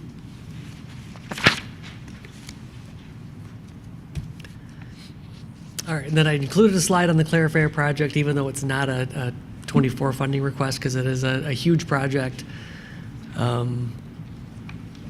which is upgrading the aeration system and clarifiers at the wharf. It is what did it say? $31 million, almost $32 million project, split by the percentages. We share that between East Lansing, Meridian Township, and MSU by the percentages shown. And I did want to highlight again that we did apply and receive $619,000 in green loan forgiveness, which means we won't have to pay that back. So that's a positive thing there. Construction started in 2021 with completion in early 2024. And I threw the admin building again at the bottom because the staff's pretty excited about that one in 2025. But obviously the goal, the right pictures there, you can see we're upgrading the diffusers in the aeration tanks to fine bubble diffusers, adding some clarifiers and upgrading, and then the ultimate goal obviously is clean water out the other side, and this will do it better and more efficiently. So I wanted to highlight that project even though it's not a request. So water and sewer rates. This is how we fund our projects on the water and sewer side and keep that system maintained. It's a user charge system, supports the maintenance operation and capital upgrades of the utility. It's a model that was adopted in 2008, generates quarterly billing. There are connection fees, which I hit on, which is the cost to buy into the system. So if you build a new building, up in the northern tier, the city and other ratepayers have paid to build the sewer up there, so you're kind of buying into the system that's already there for you. So that's kind of what that's for. And then the quarterly billing is split into 3 different parts, which is the admin and billing charge, which is for billing, customer service, meter reading. Readiness to serve is based on supporting the system's ability to provide the service. It's all the maintenance work we do to keep it updated, keep it flowing, keep it operational, include system upgrades and debt service, regardless of use. So that's the readiness to serve charge based on meter size. If you have a 3-inch meter, you pay more than somebody with a 1-inch meter because we're agreeing to sell you that much water, should you choose to use it. And then the commodity charge is per 1,000 gallons metered usage, which also includes maintenance of the system. The graph down below that shows the rate trend that's been going since 2008. You can see the water rate is the smaller portion, the bottom blue line, the sewer is the larger portion, and the red line is the combined. And you'll see the top of the chart on the right is the 23 rates for sewer, then water, and then you'll see the 24 rates below that for sewer and water, and then the bottom is the total. So your percent increase. And if you look at the columns, there's 6,000 gallons, 12,000 gallons, 15,000 gallons, and 18. And a typical residential customer will be somewhere in the 12 to 15,000 range. So kind of the center numbers there, and you can see the percent increase is around 4.7% for the average household user, which is somewhere between $11 and $12 per quarter increase for those, and then sample calculation at the bottom. So that's how those rates are figured out and what kind of percent they're looking at for a quarterly bill. Questions? I have questions. Certainly. Is there another page that has a breakdown of like late fees and disconnect fees and things like that? That's on the fee schedule. I don't have that included as part of this presentation. Sure. And if anyone knows what page that is, if you could just let me know so I could mark it on there. Very last, okay. So I was wondering, is there a different way we can be shown these rates where it's more familiar? Like, is there like a residential versus commercial, or like a neighborhood versus another neighborhood, or household size versus another household size? I mean, the reason I show the 4 columns is a 6,000 would be, like a retired couple kind of thing, and a 18,000 would be a large family. The only thing that changes is that readiness to serve charge. If you have a bigger water meter, then the readiness to serve charge is higher. But other than that, it's just commodity charge that changes. So if you use 6,000 gallons, and you can see at the bottom row on each color, commodity charge per 1,000 gallons. So you'll see the top one for the 24 for sewer. If you use 6,000 gallons, you're going to get charged $48 in sewer. If you use 18,000, you're going to pay $146. So that kind of shows the difference based on usage. Like I said, a 6,000 is more of a retired couple, or 18,000 is going to be a large family.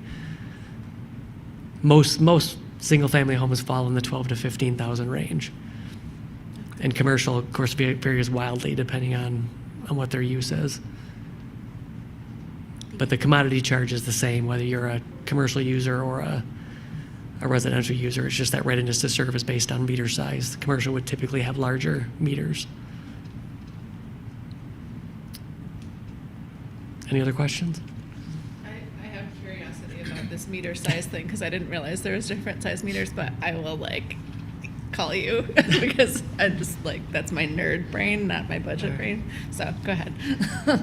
So as a second slide here is a comparison. This is how we continually, we're in the as the previous slide showed, we're in an effort to continually renew the system, and it's funded through these rates. We got to start replacing some of this first generation infrastructure that was installed when it was first constructed.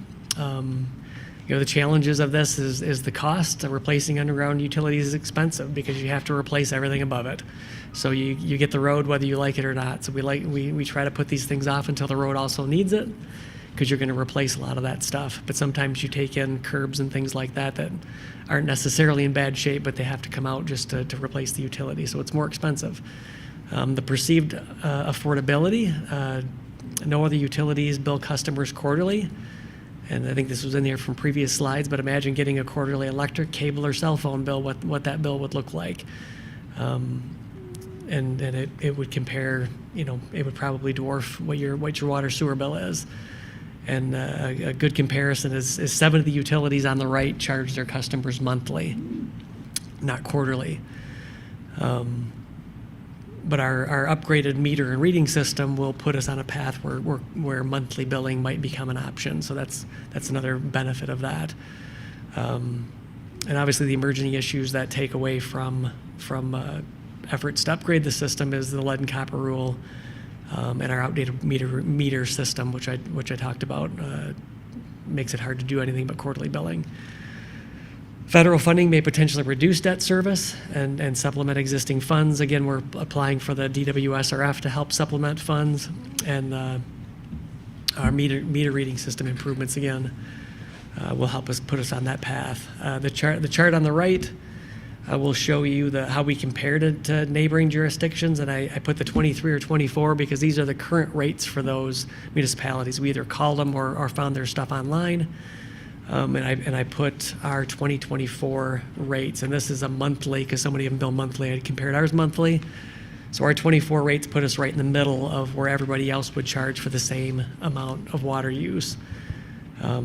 Another anecdotal thing, which Councilmember Brookover also heard, is the right on the Board of Water and Lights website, they're raising their rates by 9.2% this year. And so you can see all of the municipalities that have Board of Water and Light water are going to see that increase in their water rates. Obviously, the sewer rate they control, but that's what we found online for that, and so that was just a bit of information there.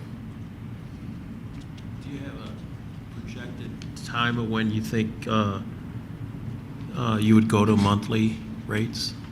It would have to be something that was looked at after it's going to take several years to get the reading system and meters updated, and then we'd have to look at what changes we would have to make that happen. Obviously, quarterly billing is, it's not just a matter of meters, it's a matter of staffing and things like that to make that occur. But we're still several years away just because of the meter upgrades and reading system upgrades we'd have to do. Sure. I'm still stuck on the rates breakdown. Is there a way to see the percent of residential homes that fall into the 15 grand gallons or the 12,000 gallons? Is there a breakdown like that? Can New World produce something like that? We'd have to see if New World, our financial software, can produce such a report like that. I'm not entirely sure, but we can certainly check. Thank you. And that's just an open question. It's not really anything I urgently need, but just being able to understand this from like a homeowner's perspective, or understand it from the type of bills that I get or the type of ways people are billed is helpful.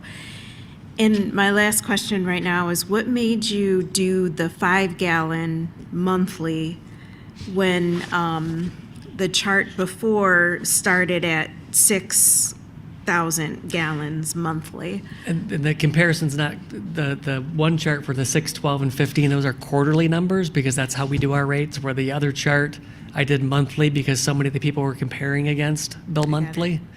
So that the chart where we compare really matches up with the 15,000 gallon on the previous page. I got it. Thank you. If that makes sense. Yep.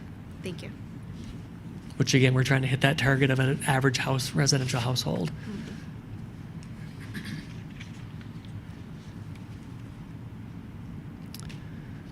All right. Solid waste management, and I've had Cliff join me because he's neck deep in this world and going forward. So if you have any questions, he needs to kind of be up here with me. And he'll also go into our DPW solar and the urban forestry. But the key services for solid waste, obviously, is weekly trash, bi-weekly recycling, extra holiday recycling, bulk item collection, seasonal and no-fee yard waste, or seasonal fee-based yard waste, and 4 times no-fee yard waste, recycling and styrofoam at the drop-off center, MSU move-in, move-out support, which is a big deal that's about to come up with all the rental properties that turn over. Regional collaboration with on planning events. We just had Recycle-Rama is a good example of that. Bircham landfill monitoring and storm debris disposal. Knock on wood, we haven't had one of those in a while either.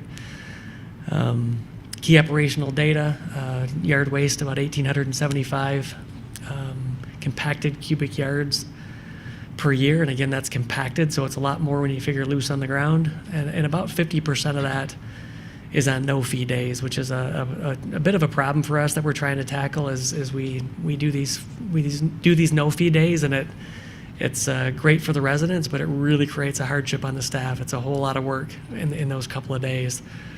So we're trying to figure out a way to spread that so it's not, we hear a lot of stories about people saving their yard waste bags for months for these no-fee days. And My wife does that. My wife hoards it in the shed, and I can't convince her that it's only $1.75, but it's very common. So we've kind of created something that's very, very hard on the staff, and so we're trying to figure out a way to fix that. So, but we're working on that. And then we annually recycle 1,400 to 1,700 tons of material through residential curbside collection, drop-off facility, and municipal buildings. This is one of Cliff's initiatives, launched Recycling Coach, which is an app, web tool with a what goes where feature that helps people learn what they can recycle and what they can't. Reducing contamination is a big deal. You know, when you contaminate the load, then you potentially make the whole load go to the landfill. It also has, if you sign up for it, you can get calendar alerts to alert you to when your recycling day is, and if there's any changes, if we have to delay for any reason, that type of thing. The first ever USA deployment of AI technology in trucks, which was the cameras we installed in our recycling trucks, and we just did the after action on that, and it reduced contamination rates by 25%. Primarily people putting things in trash bags. The trash bags screw up the machinery they use to sort the material, so it did have a pretty dramatic effect, more so than they would have thought. So that was good news. And then we were funded an EAGLE grant, $505,000 to improve operations at the DPW drop-off facility, which will reduce tenfold the reduction in basically travel time. We're going to install a couple of compactors and a foam recycling densifier, which will mean less loads back and forth to our processing facility, making that a lot more efficient. And again, that's funded through a grant. Also, an EAGLE-funded compost feasibility study will be finalized the spring of 2023, and that's just testing the feasibility of whether that's something that would even work here. Fund balance, this is funded through 1.825 mils allocated to solid waste management. Anticipated to add approximately $20,000 to fund balance in '24, leaving an estimated fund balance of $712,000, which is 24% of operating expenses. And the Bircham landfill continues to be an uncertainty as we continue to have to monitor things there. Any questions on that? I have a few questions. Are you all able to benefit off the No Mow May? We're participating where we can on city facilities. We're more doing that in more natural areas like Fine Park, things like that, not necessarily parks that people are more heavily used or areas that we would have to bag, because we would never catch back up mowing if we had to bag all the parks at the end of May. Yeah. But we are seeing a benefit from that, and I think we added a no-fee yard waste at the end of No Mow May just because we're expecting to see some of that. And any progress or discussions on the Leave the Leaves? I'm sorry, what? Leave the leaves. I can take it. So there was discussion, I believe, in late summer, or early fall, about that at the Commission on the Environment. A lot of the discussion centered on the fact that leaves they contribute about 80% of all phosphorus pollution in urban streams, and it is considered a pollutant per our stormwater requirements. So us sweeping the streets and picking up, those piles, while it's a good thing for, it's an amenity, it's also something that we are bound to do under the Clean Water Act and the MS4 program and our permit. So a lot of the discussion focused on maybe educating people on how they can do that in their own backyards or areas where it's not going to blow around and clog drains, because that's one of the concerns is leaving those out there. You could, have your catch basins fill up, and then when fall rains come, there'd be localized flooding. So the Commission on the Environment was a little skeptical. I think a lot of that has to do with about 5 of them work at EAGLE. And so they're very familiar with how leaves are perceived as, we're in a watershed, so everything's all flowing to the same spot.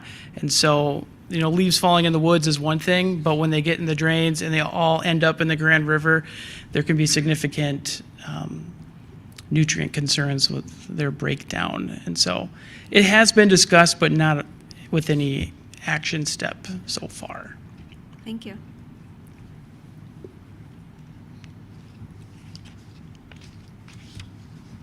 All right. DPW Solar. I'm going to let Cliff take this one over. Yeah, so I just want to bring this up to your attention. Most things I'm going to be talking about, or the two things I'm talking about from here on out, are pretty much informational, but they do have some budget considerations. And DPW Solar has been a strategic priority, a strategic action priority of the city. It's a specific goal of the council's 2012 Climate Sustainability Plan. It's an important step towards the policy resolution making 100% renewable electric energy by 2030. It has been identified as a DPW performance measure and has been recently recommended again with new information by the Commission on the Environment. And so just for a little bit of added backstory, there was a feasibility study performed by Michigan Energy Options in 2021 that identified essentially how much space we could utilize for solar and then what kind of consumption versus production we're looking at. So how much surplus would there be available? And knowing that things have changed, costs have gone up, we wanted to get an informational quote cost estimate, which we just received about a month ago or a month or two ago, that wasn't so much in the feasibility standpoint, but kind of get a contractor in there to actually look at it and say, this is what we can do today, not necessarily more, planning oriented. And there was $220,000 budgeted, I believe, through the ARPA in, I guess that's fiscal year 24. It's 23. Oh, 23, for project support. And there's some stats there about how impactful the project would be, but you can go to the next slide. So in red are some of the financial implications of what the contractor told us we could install at DPW. So an important note is right now the federal government has made a very attractive environment for solar for municipalities and other non-taxable entities. Previously, in order for an entity to take advantage of federal tax incentives, they had to go through what they call a power purchase agreement with a third party. That is because federal solar incentives were structured as tax credits. And since we are not taxed, we could not receive a tax credit. And so you partner with a third party who is taxable. They agree to sell you the surplus power at a set rate, but they're not doing that for free. They're making some money off it. So it's a good solution, but there is a downside to that.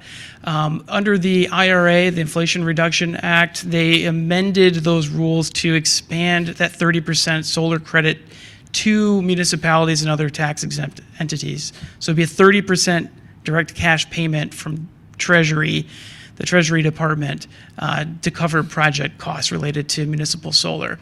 So the recent quote we got was just over $2 million, but when you consider the $620,000 in incentives, both from the federal government and from the Board of Water and Light, we're talking about $1.4 million. In the feasibility of the spacing that we have available, there's a lot of, this is exploratory, like there would probably have to be some roof upgrades because you don't want to put new panels on something where you have, I think, 8 years left on the membrane, so there'd be some added cost. But with a combination of rooftop and ground mount solar, we could produce 418% of DPW's energy needs, and that's reflected in the graph here. So the green is how much that would produce, and the dark green is the consumption at DPW. And so DPW is, I believe, the second largest energy user in the city, second to the WRF. And just of the commodity charges, ignoring the, your bill charge, your set charges, the fees, just the commodity charges are anywhere between $2,500 to $3,500 a month for electrical service at DPW. But with the 418% that a solar array is, believed to cover, and these numbers that were confirmed, that's very similar to what Michigan Energy Options, the nonprofit, predicted in 2021. That the commodity charges that would be eliminated, that's one part of it. but then there's all the other surplus energy. And we're at this point right now where the Board of Water and Light is hungry for energy. There's the Delta plant going in. They're looking to incentivize as much power as they can get, and they have the strongest credits in the state at the moment. Yeah, kind of based on all the profitable types of numbers, I think I'd want to see long-term, based on the 1.4 million, like total years to cost recovery would be the only question, and kind of seeing it all as one item, like based upon the elimination of the commodity and probably the range to 75,000 annually, what all that means together, and then how many years to cost recovery that'd be, and I'm sure the public would be curious about that as well. Yeah, definitely. And I did try to hammer out those numbers with the contractor and even the Board of Water and Light. And so that's why it says estimate here. This credit of about $75,000 to $80,000 a year of surplus energy, those are it's napkin math because it depends on the time of day, the value of the commodity or the electric, depending on, time of use and all that stuff. And, we don't know if the party's going to last forever on those credits. But so that's why this is the current environment. But I would just say that as we draw that out over 20, 30 years, it's hard to predict what that credit environment would look like. But definitely we'll try to get that, or we'll get that. Yeah, and then I think second question, I know the technology's moved a long way, and I know a lot of the newer solar is kind of self-contained with its own electrical and all those kinds of, I know it takes a little bit, it's more sophisticated. Is that kind of factored in with the newest technology, or is the technology, would we be going in and it's emerging again? I'm sure that's a hard question to answer. That's a hard question to answer. And, when I contacted a contractor, I basically reached out to my peers and the people I know, Meridian Township and elsewhere, and said, hey, who have you used? But of course, we'd have to go through an RFP, and there may be somebody who could propose something more innovative. The prices may change, but this was more to kind of figure out where we're at. But I'm certain there's things I can't even dream of that are coming out right now. Yeah, I think that would be an important part, that we can compare apples to apples when we get to that point, because I know there's a variety of things in that as far as an RFP goes, that we are specific in that, but this is cool. Yeah, I'm excited about it. And what was I going to add to that? So there'd be some electrical upgrades and stuff. And this is not something that we thought maybe could help inform ARPA discussions or something like that. There's no real new ask at the moment. Just it's an opportunity related to finances. Wanted to make sure I didn't skip it. Yeah. All right, we go to the next slide, please. And so I just want to talk a little bit about urban forestry. You'll notice there's a big bump this year, and I wanted to add a little bit of context to that, but also indicate that this is a conversation starter. I'm not sure how much this council has aware of just the status of our urban forestry program. And so just wanted to open up that conversation. And I will say I could have 50 slides on this, and I tried to distill it down into, Ron told me one, I think I got 4. So just a little, you may have questions, I'm happy to answer them.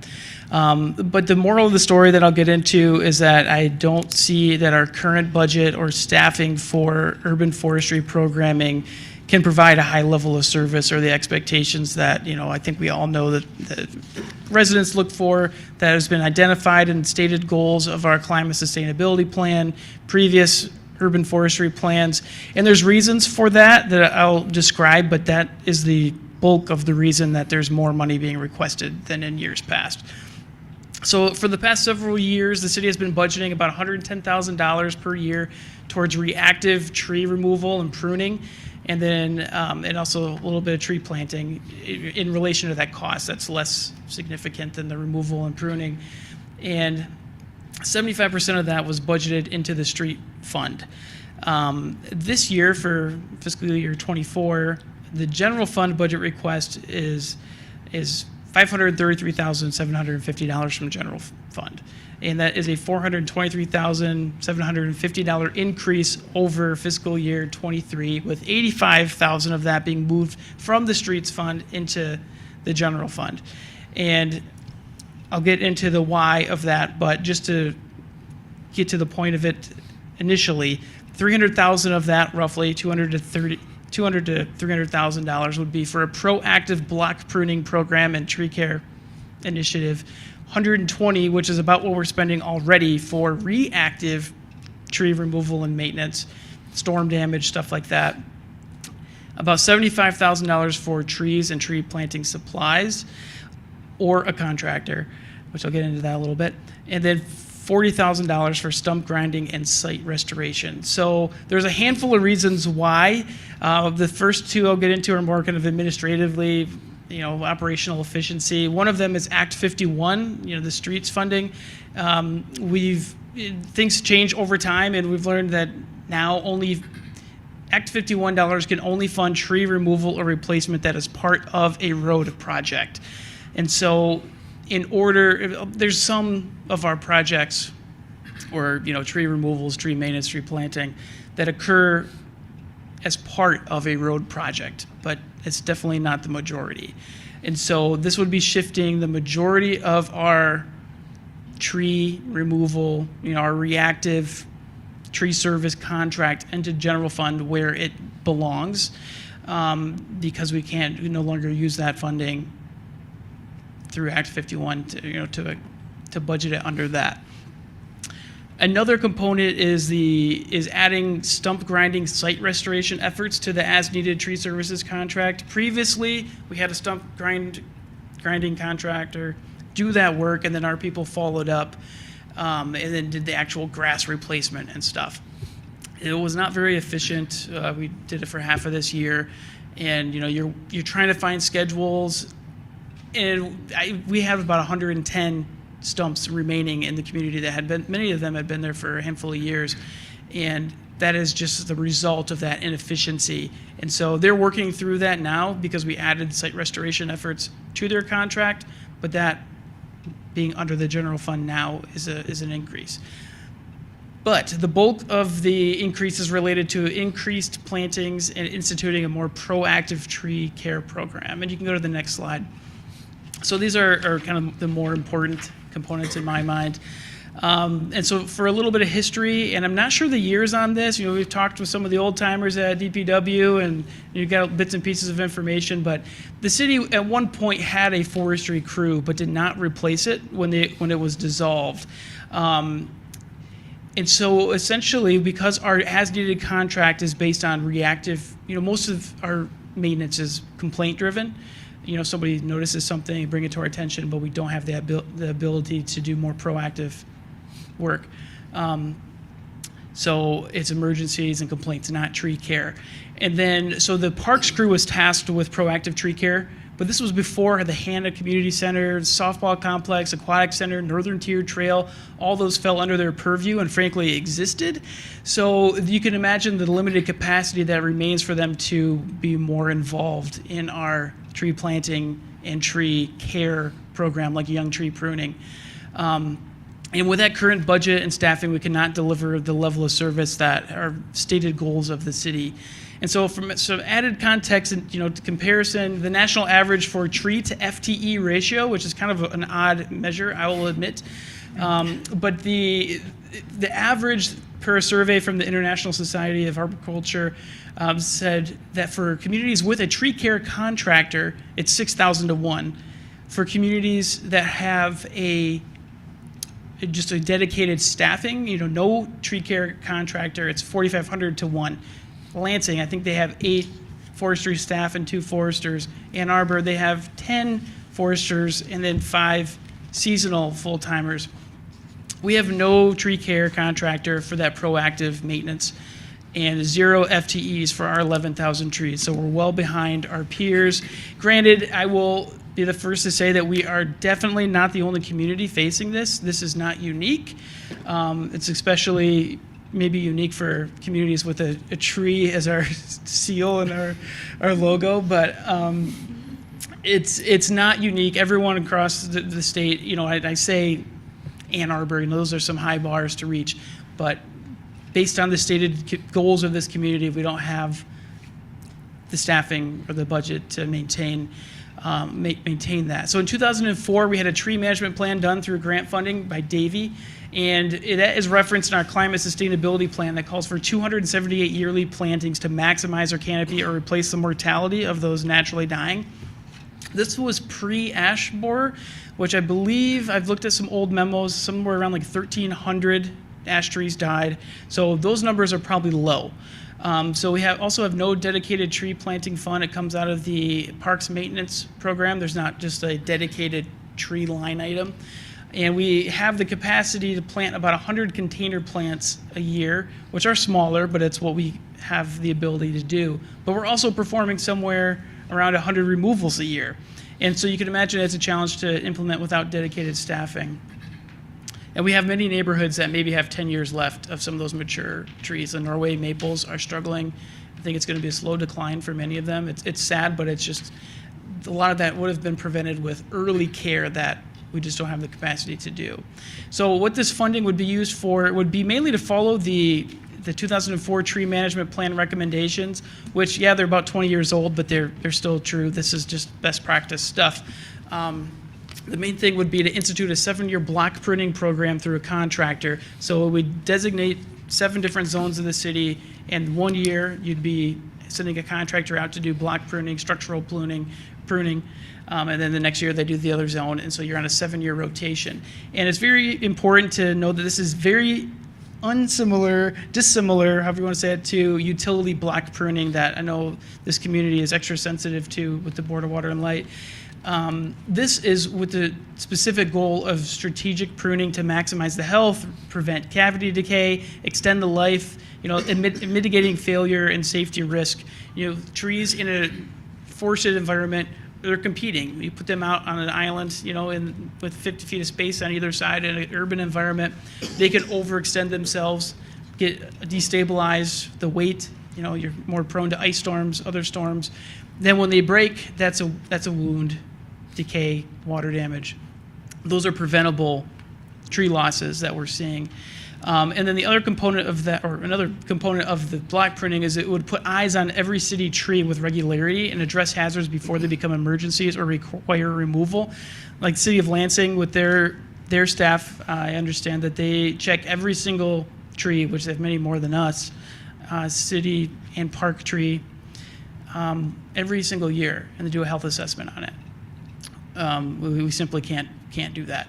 And the other component would be to hire a contractor to perform tree plantings. This would increase the numbers as well, and so we can make progress towards the 2004 tree management plan goals. We could plant larger trees, like these ball and burlap trees. We don't have the equipment or the expertise in that in-house.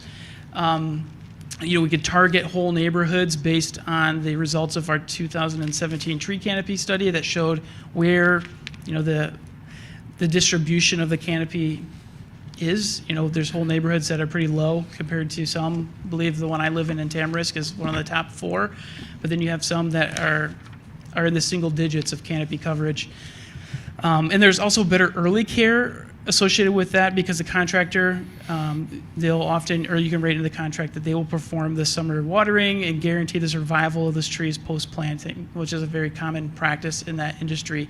And I think that just the efficiencies of scale that they could realize, and there's the expertise between contractors for both of these tasks, and the added, or as I mentioned, the park staff has had all these parks assets added to their purview. They can focus on that, and then experts can focus on the trees. So again, this is a conversation starter. This is an ask, but I just wanted to make sure that this is part of the conversation and something we can work towards addressing. I probably took way too long for that. And that's the end of the presentation. Any questions? Any questions? It's not so much, well, I guess it is a question. I get fixated on silly things when I get information overload. I can't. MSU move in, move out support. Can you explain that to me? It's just the added effort of all the bulk items that come as a result of that. It's like recycle or waste? It's both. I mean, they'll call and schedule bulk item pickups. Anybody who schedules any Monday, we try to recycle what we can, a lot of scrap metal items and things. But that's mostly what it is. It's the move in and move outs. Those are greatly Excellent. increase. Excellent presentation. Thank you. Thank you. Can I get one last question? Well, will we need multi-years on this? It sounds like we're behind schedule on the, will we need higher expenditures on the forestry for multiple years in order to get back in? Is this kind of the trend? That would be the trend. So that, again, these are our budgets, informed budget estimates, but talking with some firms and looking at some budget or some contracts that some relatively similar sized communities have signed, it was around 200 to 300,000 for block pruning. Put the high estimate there with the assumption is that that extra money would get the tree planting dollars where they should be, because that number is a little low. But I would also note that there's a lot of unknown hazards that exist because just by the nature of, there's 11,000 trees. Once somebody is checking every single one, if that was to occur, I would imagine that reactive pruning and maintenance removal cost could rise in the near term, but long term that would significantly decline because you're not reacting to something as it, turns into a larger problem. But in short term, when you go looking for problems, you're going to find them. I have a question kind of following up on that. It seems to me like when we have internal processes, we're better able to identify efficiencies and things like that. Have we thought about establishing a forestry program within our city staff? So from what I have heard, there hasn't been much new conversation, but trying to understand why the previous one was dissolved. And I think this was a long time ago, 30 years ago or something. Yeah. So I don't think it's necessarily a component of the 08 crash or something. But it was liability, the difficulty in getting insurance coverage is what some of the old timers who used to do it. Yeah, I shouldn't say old timers. Some of the people who are calling their buddies who used to work here and retired, Yeah. But that's the impression that I got. Sorry. I guess I'd be kind of curious. Lansing is running a really hardy urban forestry program within their city government, and we can do everything that they can do, right? So I was just curious if it had been thought about. I do have friends in the arbor industry, and it is definitely a high injury-prone industry, so I can understand and if that's equipment, the reason. The capital investment for the cranes, you could always have, I have a friend from growing up, he's actually the forester on the west side of the state, municipal forester, and they have something around 6 to 7 total full-timers and then a couple part-time, they're seasonal, but they have, the lower level equipment, they can do the young pruning, they have that expertise, that equipment, but they call in, your crane work and stuff like that. Yeah, got it. Okay, exciting, thanks. Thank you. Yeah, break for lunch. I guess.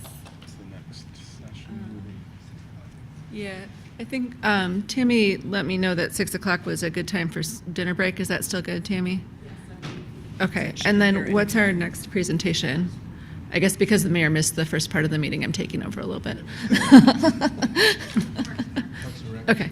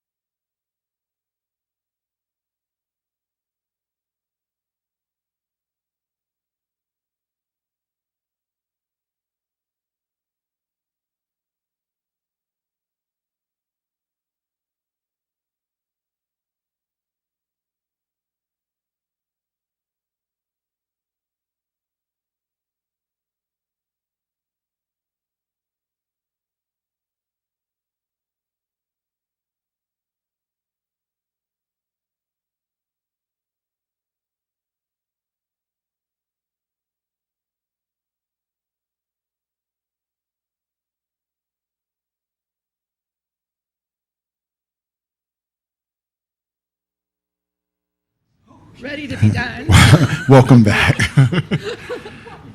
Oh, no, I mean, it was great, though. Like, I liked the conversation, but, like, you walked fast. Next up, Department of Parks, Recreation, and Arts.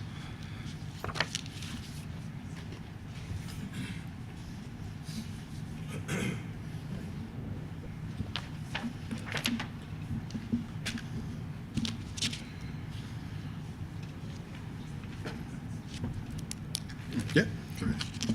Good evening, Mayor Bacon, Mayor Pro Tem Gregg, Councilmember Watson, Councilmember Brookover, and Councilmember Garcia. Thank you for having us here tonight. I'm Kathy DeChambeau. I'm the Director of Parks, Recreation, and Arts, and I am here tonight to present our budget to you and to answer questions. I do want to make a note that we have some Parks, Recreation, and Arts staff in the audience this evening, and I would like to recognize them. We have Kathleen Miller here, who's our Recreation and Arts Coordinator. We have Jane Stone, Administrative Services Coordinator. Lois Fogersey, our Guest Services and Accounts Coordinator. Jim Jennings, our Operations and Project Manager. Julianne Jennings, School-Age Child Care Coordinator, and Carlos Barajas, who's our Facilities Technician Coordinator. I really want to recognize both the staff in attendance tonight and our staff who were not able to be here this evening. I am personally so grateful for the ways in which they show up day in and day out. They show up for our community and they show up for each other. It's an honor to be a part of this team. I want to recognize them publicly because while I get to tell the story tonight, the story exists because of their tremendous work, their thoughtful problem solving, and their dedication to our goals and objectives of being grounded in diversity, equity, and inclusion. I also wanted to provide you with a fun fact. The Parks, Recreation, and Arts staff here tonight in the audience have a combined 140 years of service to the city. They all started when they were 12. Just want to make that really clear. I also want to highlight two examples from this past year that really speak to the dedication of this team and the talent of this team. Many of you know that we held a Winterfest, and we held it here in the Hannah Community Center in December this year. Really amazing event, but the amount of work and effort that it took to put that on for 2,000 members of the community was really phenomenal. And I just have to say that this team comes together. They show up early in the morning, they disperse, they know what they're doing, everybody gets it done. They've got hot dogs going, they've got hot chocolate going, they've got s'mores wrapped beautifully in bags, they have signs out, they have everything, and they're just running around taking care of business. And it's just a really, it was really a beautiful event, and it was really a beautiful thing to see.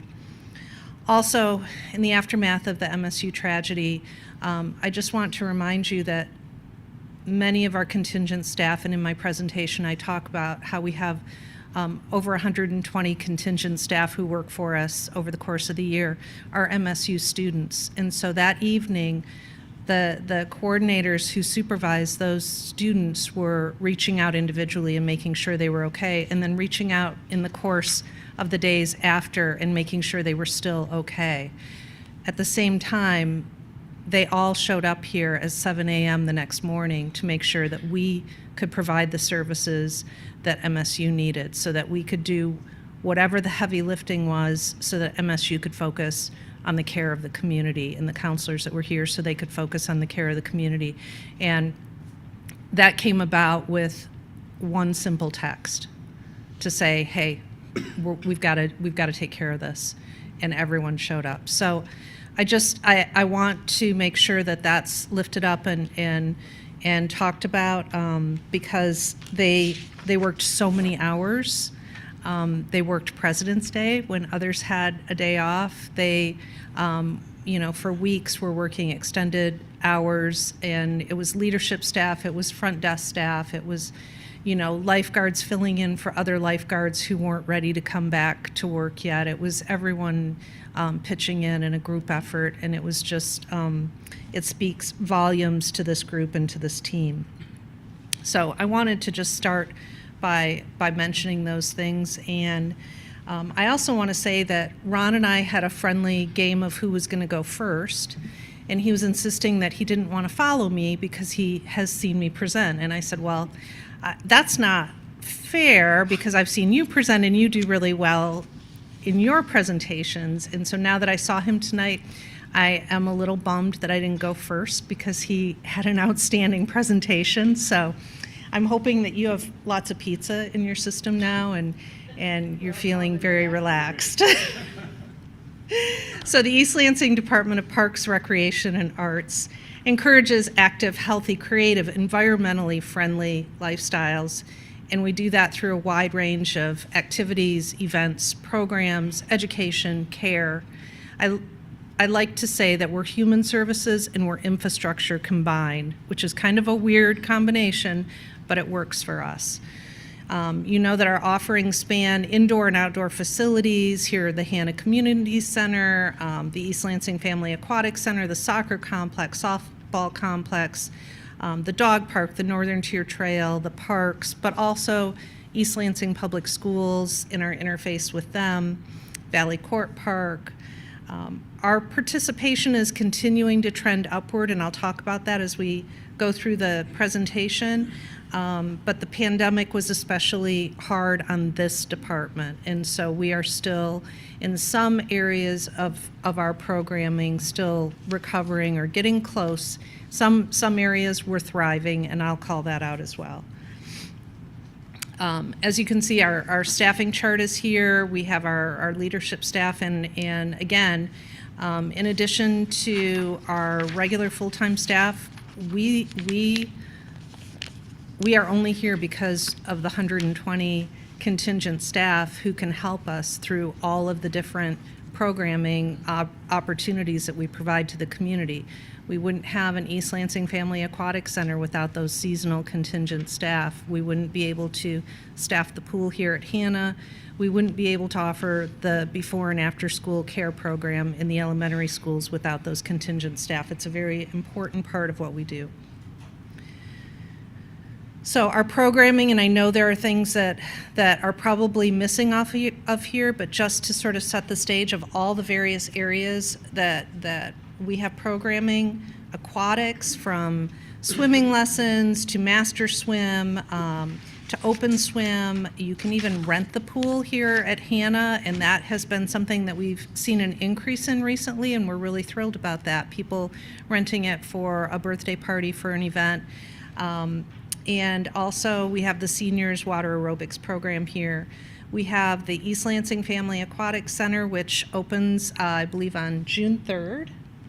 And we're really excited to be opening it at the normal, regular beginning of June time this season. It's very exciting for us. We have dance. We have both youth and we have adult dance programs. We have school-age care, which is before and after care in all 6 of the East Lansing Public School elementaries. We also have break care that happens here at Hannah Community Center, and we have kids summer camp. We have performing art, which is All of Us Express Children's Theater, drama camps, our arts and ceramics programs that are housed here at the Hannah Community Center.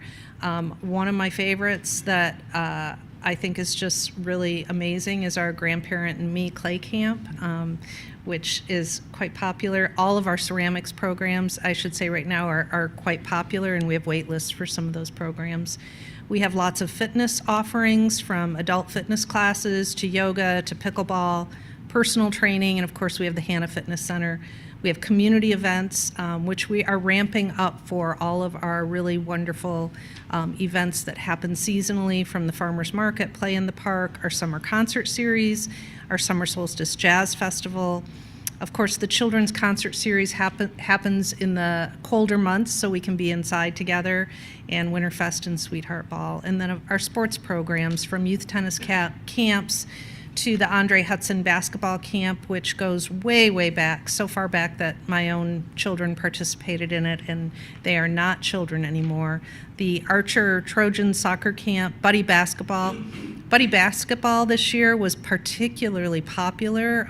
It completely filled, and we were really thrilled. I think it was one of the biggest seasons of Buddy basketball that we've seen. We have the recreational baseball program, recreation basketball, and then of course we run the middle school sports program for the school district. We also support some other groups. So we support ALPHA, which is Active Living for All, which is housed in the Valley Court Community Center. It's a day respite care center for families who just need a place to take their loved one for the day, who possibly has Alzheimer's or another condition that requires some additional care. And so we're really glad to see that that program is rebounding from the pandemic. They're one of the only programs in the area that serves veterans. And I believe that the last time I checked, they had about 25 spots filled out of 26 to 27 spots. So they're doing quite well. We also provide a $7,000 grant to the Primetime Seniors Program. In addition, we have 3,000 square feet of dedicated space that we provide them here at the Hannah Community Center at no charge, and they do use other parts of the facility at no charge or reduced rates for other kinds of activities. And then, of course, we have the ongoing partnership with the East Lansing Public Schools between the soccer complex and East Lansing High School using the soccer complex and cross-country in Azadica Park. They have the cross-country trails that go through the soccer complex and also through the park. And the East Lansing Soccer Club, East Side League. We have childcare and, of course, middle school sports. So one of the things I want to talk about are sort of the activities that we've accomplished over the fiscal year 23 and what we have planned for fiscal year 24. In the narrative, I go into a lot more detail about our goals and objectives, and we have a lot of goals and objectives, and I'm not going to go through every single goal and objective. I want to give you some information about the activities that we have been able to accomplish this year, and I want to talk through those and be able to answer questions, because some of them you probably haven't even heard of yet. Some of them are just launching, so I'm very excited to talk about them. But you know, we're looking at changes in activities that are driven with an equity lens, and our goals and our objectives were really developed to be long-term, over several years. They're really aligned with City Council's strategic priorities, but they're also focused on really removing barriers to participation. And so when we're looking at what our activities are and what we can be doing in that space, we're thinking about these things. So one of the things that we just are about to launch, so you're going to be seeing something in the next couple of weeks, and we're super excited about this, is we contracted with a group called Abilize, and they have created a virtual tour of the Hannah Community Center. And this is a virtual tour, a link that will be available to folks so that they can come in. Before they come into the Hannah Community Center, they can take this virtual tour and they can see everything in the building. They can take the tour, they can see the actual restroom facilities, they can see the pool, they can see the gymnasium, they can see how they would access the elevator, how they would access the front door, for all the accessible equipment, but also, you know, for folks who, people with autism or veterans, or maybe people with PTSD who really want to be able to see a space before they go into a space. This is a tool that we can provide and offer to folks so that they can take advantage of that and hopefully feel more comfort coming into our space. The next facility that we plan on doing that we have budgeted is the East Lansing Family Aquatic Center. So we want people to see exactly what is involved in going to the aquatic center and taking this virtual tour. So we will be launching this very quickly here. I have brought to you before that we initially certified 70 staff in either youth or adult mental health first aid. It's a 3-year certification. We do have a number of staff who actually have both certifications, and we have funds in both fiscal year 23 and 24 for training new staff and bringing new staff on board with that information. This is a training that comes out of the National Council for Mental Wellbeing. We initially had our training through Wayne State University, but it's also offered through MSU Extension now, and it's offered online, so it's beginning to become more easily accessible for us to have staff trained at various times. So we're really excited about that. We are continuing to implement the anti-racist toolkit, who Carla Forrest Hewitt, our farmers market manager, was one of the authors of that toolkit. We began this work in fiscal year 23. She's been doing a great job with data collection, work with local stakeholders, such as the Michigan Farmers Market Association, otherwise known as MIFMA. And I just think it's fun to say that because so many acronyms are just not great, but that's a fun one, I think. So we've been doing a lot of work with MIFMA, and we'll continue in fiscal year 24 with identifying more needs of the community and implementing additional learning programs and enhancing cultural awareness with that program. In fiscal year 2023, we were also able to hold our first disability-friendly swim in partnership with Mid-Michigan Autism Association. We have more of these planned for the coming year. We want to do them pretty frequently, and we have Mid-Michigan Autism Association as a partner. They did a training with about 24 of our staff this year, and they have been a really great group to work with and a tremendous resource. In fiscal year 2023, we had talked about this last year in our budget presentation that our intent was to do this, and we've actually completed this. We contracted with MSU Translation Services to have the school-age childcare forms and the school-age childcare parent handbook translated into Hindi, Spanish, and Chinese. We have additional funds requested this year for additional translations of community-used documents and signage. We were able to establish all-gender restrooms and changing rooms, and they became operational at the Hannah Community Center. There are 2 in this facility, Patriarch Park, and the East Lansing Family Aquatic Center, which also has 2.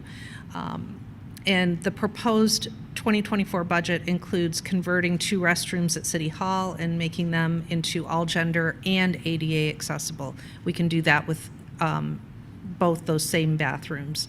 And I'll talk more about that a little later in the CIP because that's one of the projects that we have called out. I do want to talk about this particular bullet point for just a second because this was a learning lesson for us, and I have mentioned this in a couple different spaces. So when we created the all-gender restrooms here at Hannah Community Center, we put signage on them, and we were proud of the fact that we accomplished that. And so we went on our merry way, and we didn't really think about it a whole lot. And in a staff meeting, we were talking about how we have all gender restrooms here at Hannah Community Center, and a staff person who's in this building every day said, "What are you talking about?" We said, "Where are they? I have no idea. I'm in this building every day. I had no idea you had all gender restrooms." And I don't think that any of the people that I work with in this space know that, because they all seem to think that that doesn't exist. So the lesson was that if you don't direct people and you don't let people know all throughout the building that those are available, they're probably not going to know that they're available. So you may have noticed that our other restrooms within the building now have small signs underneath them that direct people to the all-gender restroom. So that was something where we found out that we thought we had accomplished a task, but we really hadn't done it well enough, so we needed to go back and do more to make sure that it truly was available to everyone. We have done some ADA facility improvements here, including fitness door openers, electronic openers on the fitness center doors. We've made improvements to the existing openers here at the Hannah Community Center, including the front doors. And we are obtaining an aquatic wheelchair for the East Lansing Family Aquatic Center for the 2023 season. We continue to have de-escalation training provided to our staff through the East Lansing Police Department. And for fiscal year 2024, we wanted to make sure that we set aside some funds, and we have had an initial conversation with Kristen Shelley at the library about looking at some restorative justice, restorative practices training for staff in addition to that de-escalation training, wanting to become even, bring in some additional tools into this space, because we work with so many folks and so many kids, and we have open gyms and all kinds of programming going on, and we just want to make sure that we have all the tools to deal with people in situations that arise in a very fair and equitable and ultimately peaceful way as best we can. So I want to make sure that our staff has those tools as well. We also launched the Roundup for Scholarship Fund. This started as a staff conversation talking about we have certain scholarship funds that are available for certain things, but talking about some gaps that possibly existed, where we wanted to be able to have a fund that we could use for youth or adults and for virtually any programming that they wanted to participate in. And so as we were talking about that, we also went through an exercise with the Parks and Recreation Commission last fall, where for 3 of our meetings, we looked at the fee schedule with an equity lens. We talked about the fee schedule. We did that well in advance of budget because the fee schedule can be a little daunting, and I think it takes some really dedicated time to just really look at all the ways you could do it differently. And so that's what we talked about. And as we talked about ideas and threw ideas out on the table, we talked about scholarships. And Commissioner said something about, well, wouldn't it be nice if when people pay for a class at Hannah or they pay for something, they could round it up and that money could go into a scholarship, the same way they do when you go to a business and they say, do you want to round up for this or that nonprofit? And we said, bingo, I think that's what we were trying to land on. And so we have the Roundup for Scholarship program now. We've actually built up enough funding that we can issue scholarships at this point, and we're really, really excited about being able to move forward with this. So it's nice when those ideas kind of come together in that way. We also implemented the Michigan Department of Education Child Care Stabilization Grant. Again, this is a grant that we've had for a couple of years. I believe the total over the course of the years with three grants has been about $1.5 million.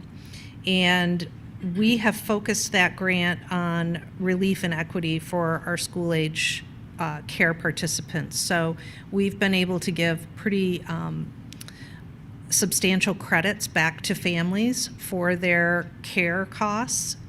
We've offset tuition costs, and we have about 318 children who are enrolled in the school-age child care program. So tuition credited back just this year from September to May was almost $117,000. I have some questions. Mm-hmm. You mentioned that 70 staff were certified in the youth and adult mental health first aid. How many staff do you have? So that we certified staff who were contingent staff also. So we have 120 at any given time in the contingent staff area. And then in terms of full-time staff and leadership staff and specialists, we're probably looking at another 25, I believe. I would have to count that to get an exact number, but. Okay. And that amount is listed someplace else too, about the cost for the training for staff? That this exact cost for training is listed, not in this presentation, but in our book. You can drill down into the budget and find training, yep. Okay. Yep. And what work, or did you do work with the DEI when you guys did the anti-racist toolkit? That I believe, so that was before my time. That was an initiative during COVID that Carla Forrest Hewitt was involved in, and so she was working in that space with a national group. Okay. And then for the 2024 piece about implementing learning programs that will enhance cultural awareness, is that a Parks and Rec or is that DEI and Parks and Rec? Well, I think that you could say that that's actually both, because Carla is working with DEI on, I know, a Juneteenth celebration at the farmers market, and I think that's one of the initiatives. So that can be a combined initiative. Okay. Thank you. You're welcome. Any other questions?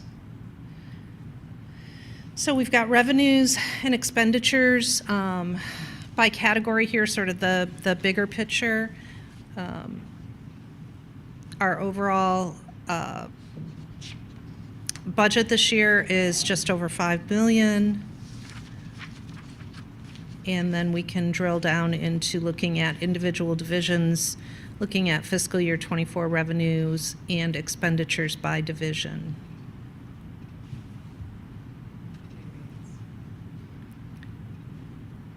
And I'm going to keep going because I have comments on these divisions unless you have questions. So just want to call out a few things. So Quick question. Oh, yeah.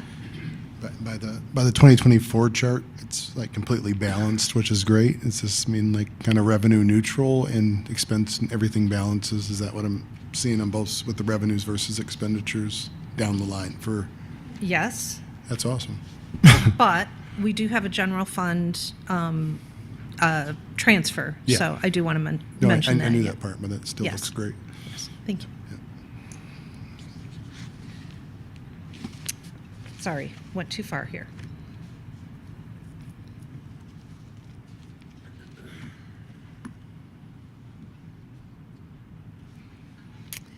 So, post-pandemic participation is still getting back to normal in some cases. I think one of the biggest things that has happened across the board, and it's not just us, but the increase to wages, especially when you rely on that many contingent staff, that contingent staff wage, that hourly seasonal rate really had to go up in order to attract folks to work.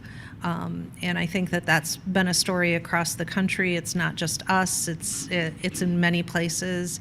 We were aware of, for example, outdoor pools that didn't open last year because they literally could not hire lifeguards. And we were hearing that around Michigan, we were hearing that around the nation. So this has been a problem. We think we have come really close to solving it. We're not perfect yet, but we are getting our staff hired for the aquatic center a little faster this year. We're getting more response. We're having more success in our childcare program most of the time until they graduate this week, and then we have a little gap, so we're all going to be helping out and filling in the before and after school program, which is absolutely delightful. Those kids are super fun.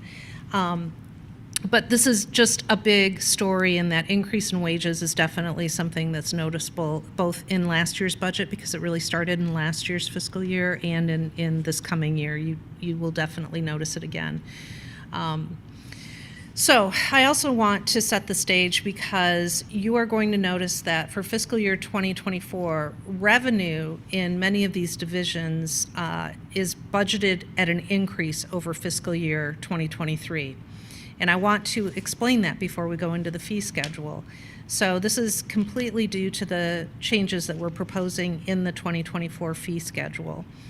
And some of those areas that are affected are the soccer complex, the aquatic center here at Hannah Community Center for Guest Services, the Hannah Community Center swim pool, recreation and arts, and academies, workshops, and production participation fees of the All of Us Express Children's Theater. So I'm going to dive into a little bit of individual divisions before we go into that fee schedule. So park stewardship is a really wonderful program. They see so many volunteers over the course of a year removing invasive species in our parks. One of the things coming out of the pandemic is that we were finally, just this past year, able to have an intern again in this program. And that makes a huge difference to this program because the staff time is very limited that goes into this program. And it was designed to have an intern both for that learning piece and for that support. One of the things that our intern has been working on this year that we're really excited about is a 5-year environmental stewardship plan. And we have a survey to go out to the community about that plan. And we just think that this is going to be a really exciting effort. And we've got this intern who is very enthusiastic about this. But it did increase the expenditures there from the previous year because it's not something that we have fully had since the pandemic. The soccer complex revenue for fiscal year 2024 you're going to notice is quite a big increase over 2023. Again, that's we'll talk more about that when we get to the fee schedule, but that is a direct result of changes in the fee schedule. And expenses are approximately a 13% increase. The East Lansing Family Aquatic Center, which reopened last season after a 2-year closure, we're keeping the expenses at just about 2% over what they were for fiscal year 2023 at this point. But weather is the biggest unknown budget factor every year for this facility. So last year we opened in July. We had a really great weather season from July on. We had lots of people attend. It was a great season, yet a shorter season. So we'll see what a full season brings this year. The East Lansing Hannah Community Center guest services has seen both an increase in revenue and attendance from past sales, meaning the past sales for fitness, for open gym, for swimming. Rental and reservations have really rebounded in the last year, and I would say really in the last several months. We have been very busy at this facility with rentals and people reaching out to us and wanting to use our facility, and that's really exciting to us. And of course, this building also served for several weeks as a dedicated site for MSU counseling services. The East Lansing Hannah Community Center swim pool revenue and expenses are trending in line with last year. One thing I want to note with that is that when you buy a fitness pass here, and it allows you access to the fitness center, to the pool, to open gym, that revenue is not recorded in the Hannah swim pool. So you will see a difference where when you look at that budget, it looks like they don't have a lot of revenue. The revenue that they show is for swim classes, for master swim, for those kinds of things. But it doesn't show the revenue for just the pass that people buy who then go and do lap swim. Because it's a combined pass, there's just not a way to show that, so it shows up in guest services. And sometimes people see that and they think, wow, that's, where's all the revenue? But that's where it is. There aren't really any significant increases to building expense for this building. Of course, the Hannah Community Center building fund is primarily utilities and the services we get from DPW with plowing the parking lot and taking care of the landscaping and our custodial contracts. The Summer Solstice Jazz Festival, the fiscal year 2023 revenue projections have actually increased since this budget document was released, which is great news. So we're showing a higher revenue, and the 2024 request returns completely to pre-pandemic revenue expectations. Community events, the budgeted expense for fiscal year 2024 includes an increase of roughly 10%, and this is to increase our contingent staff hours. And part of this is for the implementation of planned programs and initiatives, and this includes that anti-racist toolkit work. So we're looking to have a little bit more help on the contingent side to free Carla up to do some additional work with that. Recreation and arts revenue for fiscal year 2024 is reflective of proposed, again, fee schedule increases that we will be talking about. Operating costs are increasing in areas like ceramics. My understanding is that glazes are getting more expensive and just some of those supplies, and so there we have seen some increases there. And All of Us Express Theater is really experiencing tremendous participation post-pandemic, and our summer drama camps that are put on through the theater have filled really, really quickly this year, which is great.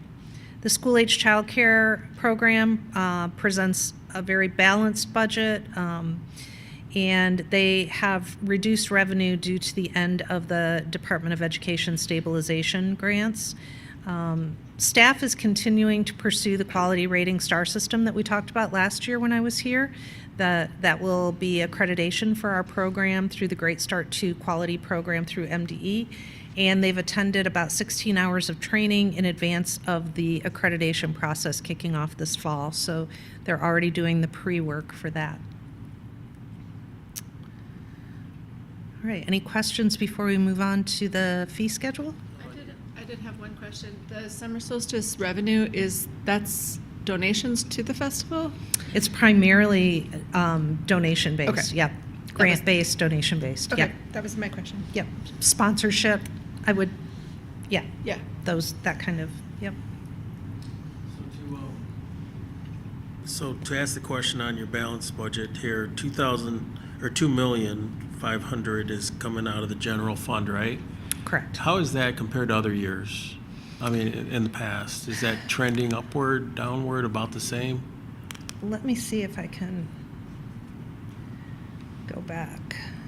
So it's trending upward in some cases. So if you go back to 2019. Thank you. In the last couple of years, it's changed because of reactions to the pandemic. I would say typically each year it's increased by CPI. In 2020, we had, I think, a larger transfer at the end of the year just because we wanted to make sure that the fund stayed out of the deficit. Last year, we were able to just manage with a CPI increase without having any additional transfers. This budget includes a CPI increase to sort of the normal transfer, and then we also have an additional $180,000 to help kind of fill the gap. Okay. Thank you, Audrey.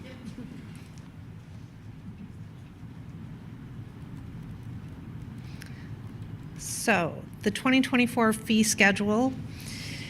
If you recall, last year, when we brought the fee schedule to you, we eliminated the resident, non-resident differential for youth, for all youth programming. We said we're just going to go with the resident fee and not charge youth who are coming in for our programs, for open basketball, a non-resident fee. This was something we felt very strongly about, especially when you think about having groups of students come over after school to play open basketball, and they're coming over, they all go to school together, but some are schools of choice and don't live in East Lansing, and they're getting charged a higher rate. And not only did that not seem equitable, it creates difficulty in operations too at the front desk. When you're trying to establish, is this person a resident, a non-resident, you're asking all those questions, it's not a comfortable operation to run. When we had that conversation here at council last year, we also had a smaller conversation about, is there potential to do this with adult programming as well? Is there potential to do this across the board and say, we're going to eliminate resident, non-resident differentials everywhere? I also want to mention that the conversation around the East Lansing Family Aquatic Center and the resident, non-resident fee difference has been kind of percolating at various times in various years, right? And it did come up at the Parks and Recreation Advisory Commission when we talked about the fee schedule over the course of 3 meetings. And they had a lot of thoughts about that. As users, we would hear from people who said, when I go and I'm trying to get into the aquatic center on a nice day and it's just opening up, the line can be all the way to the parking lot because they have to check, is someone a resident, is someone a non-resident? You're asking 16 and 17-year-old summer staff to determine whether someone's a resident of East Lansing. And I know even at the council table, you've had conversations about how hard it can be to know sometimes because it says East Lansing, but it's Meridian Township or something. It's a complicated thing. With the income tax, we've had people reach out to us and say, I pay income tax now, so does that make me a resident for fees? And that is not the case at this point, at least. So we took all this information and we thought this is the time to bring this to you and have this conversation about, do we want to continue to have a resident, non-resident differential at the East Lansing Family Aquatic Center? And do we want to continue to have that differential for other programming, for other adult programming? Now that we've eliminated it for youth programming, is this a good time to propose this and to see where you want to take this conversation? So what we're proposing is we're going to start with the elimination of it and talk through this, and then we can go back. We have lots of scenarios. We've done a lot of work on this, so we can go back and we can change things too based on the conversation. So I just want to make that clear. So we have in our proposed schedule eliminated it at the Family Aquatic Center. We did some research on similar aquatic centers, similar size in Michigan. And we did find that we were charging on our resident fee was very low. And even if we made our resident fee the same as the non-resident fee and just called it one fee, we still had a very reasonable fee to charge compared to other regional aquatic centers. Some of the proposed changes in our fee schedule are updating field rental charges for soccer, baseball, and softball, and those charges go to the leagues that rent those fields. In some cases, we're making changes because historically, we were charging one league by the hour and another league a lump sum, and tracking that just became difficult, and we wanted to make it uniform across the board. So some changes are to create that uniformity in our fee schedule. Some changes are to create fees that have been charged historically but have never shown up in the fee schedule. So you're going to see some things in the fee schedule that we've charged for years that are associated with various programs, but for whatever reason just had never shown up actually in the fee schedule. So we've done some house cleaning there and housekeeping to update that. And like I said, we've made sure that we're comparing our fees to similar programming and services in other communities as well. So just to take you through a scenario of the East Lansing Family Aquatic Center and what this would look like in terms of daily passes. So what's unique about the Aquatic Center is we tend to see far more non-resident participants at the Aquatic Center than residents. And we're giving you attendance based on 2019, the 2019 season. So it was pre-COVID, that's how far back we have to go for a baseline right now because we don't have a full season recently. So we had just over 6,000 residents attend that summer, and we had almost 18,000 non-residents. And so the current rate for a resident is $8. The current rate for a non-resident is $11. The proposed rate in the fee schedule is to do $11 across the board. What that would do for our net revenue impact, if these were the same kinds of participation numbers that we saw this season, would be almost $25,000 in additional revenue that we would see. When you make some comparisons about what other facilities are charging, you can see that there is a very similar water park in Battle Creek that only charges one fee. They don't do a resident, non-resident. It's just $12. The Aquatic Center in Troy charges residents $12, non-residents $20. And the Nixon Water Park in Jackson just charges a straight fee of $8, but they have shorter hours for that fee. So it's, you would have to, we offer a longer time for the money, for the fee. Okay, any questions about this scenario before I move on to some others? Scholarships for programming. Is there any scholarships for entrance to the Aquatic Center? So we do give away a lot of passes to various groups. So we, for example, have historically given passes to a lot of the camps, the library for their reading program. We've given, we get requests sometimes for families in the areas through nonprofits or through churches that are helping a particular family in the area, and we've given those out.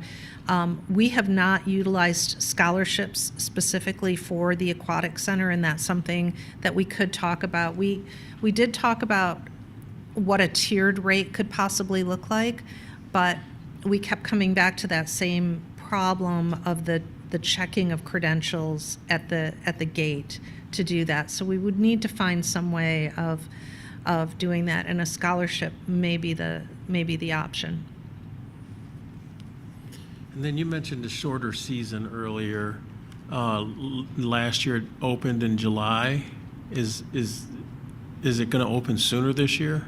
Yes. So last year we ran into some delays with the construction that that we were doing for the updates, the pool liner, the concrete work out there. Like many other construction projects, it didn't go completely as planned, and so we ended up with a July opening. We are opening as normal this year with June 3rd.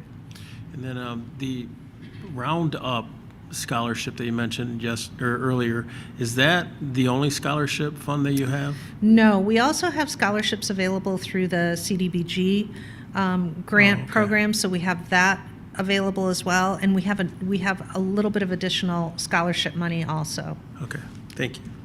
Okay, Councilmember Garcia, just to clarify, the CBDG grants can only be applied to residents. So that was part of the conversation at Parks and Rec, is that we have a scholarship fund that benefits people that are within the CBDG municipality, but we did not have a good way to do non-resident scholarships.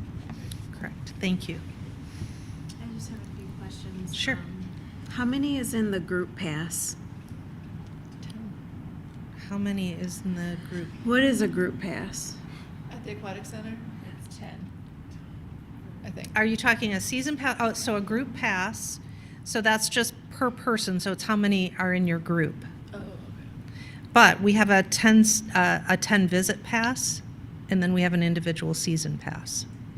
And for the 10 visit pass, do we know if people are fully utilizing the 10 visits? Meaning they buy a 10 visit pass and some may not, they have some left over at the end of the year. Do you mind if I ask Jim to come up? Because that's a pretty specific question and I want to get it right.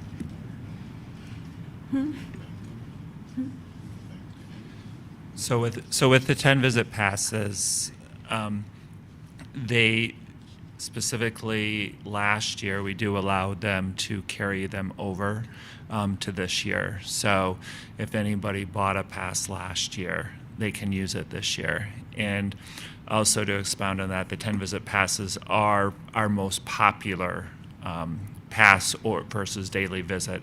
And the other thing to note is that a 10 visit pass can be used for multiple people. I mean, obviously with 10 visits, but if you're like a family of 4, you could come in and the family of 4 can use one pass, obviously, for all those punches and come back. They don't have to have a single pass for each person. Gotcha. Just a statement, probably Kathy, as far as for fundraising and things like that, could we maybe consider like a 10 visit program? I think people would maybe buy them and then give them back as a sort of thing to extend to people from the community. Is that I don't think I could hear the beginning of what you Yeah, said. just If you could. I like the 10 visit pass. I think it's really kind of could stretch someone through the summer. Could we consider perhaps like a community thing where if you wanted to purchase one and give it back to parks or something like that, and you could extend Oh, them to the, I think that'd be a neat, and just kind of, because I thought what Dana was going is if people didn't use them, could we bank them? That's what I I thought see. she was going for, but some type of bank that we could create for you guys to pull from, or if we can get people to buy them and just give them back to you. I think that'd be really Absolutely. neat. Yep, we could definitely look at that. I'd be first. I don't think that there's, I was trying to wrap my head around with the 10 visit pass, I don't think that there's like a code or an identifier that we could trace it back to make sure that every punch was used essentially, right? But yeah, we absolutely could look into that. Thank you. So we are on the 10 punch pass. So these are all scenarios for each of the ways in which people can attend the Aquatic Center. You know, the 10 punch pass, we sold in 2019 450 of them to residents and 276 to non-residents. So the current rate for a resident is $60, a non-resident $80. The proposed rate would be $90. Which would be also in line with what Battle Creek is charging at their particular water park. The season pass, we don't sell a lot of these, 52 to residents, 22 to non-residents. And again, you can see that what we're doing is just going to a flat rate of $95 on the season pass, or that's what we're proposing. And if you look at season passes for other places, that's right in line with what they're doing too. And that's not a punch system, that's just unlimited. Correct. Come Season every day. pass for an individual, you can go as many times as you want, But that's per individual though, right? per individual, They correct. could- They can't share that with a family. For a whole group. The individual pass, you would need to buy one for every member of your family. Correct, correct. I've gone through this with my family of 5. We've done the math on all these passes. The 10 punch is the way to go. It really is. It really is. And then with a group pass, so if you are looking to do like a group reservation and you have a group of, 15 or 20 that you're bringing, then as a group, we can offer you this different rate, which could be $10 in our proposal. So when you look at 2019 and all of these scenarios with all of the passes, and if you applied the change that we're proposing, you would be looking at a net revenue impact of about $54,000 to $55,000 if participation were similar to the 2019 level.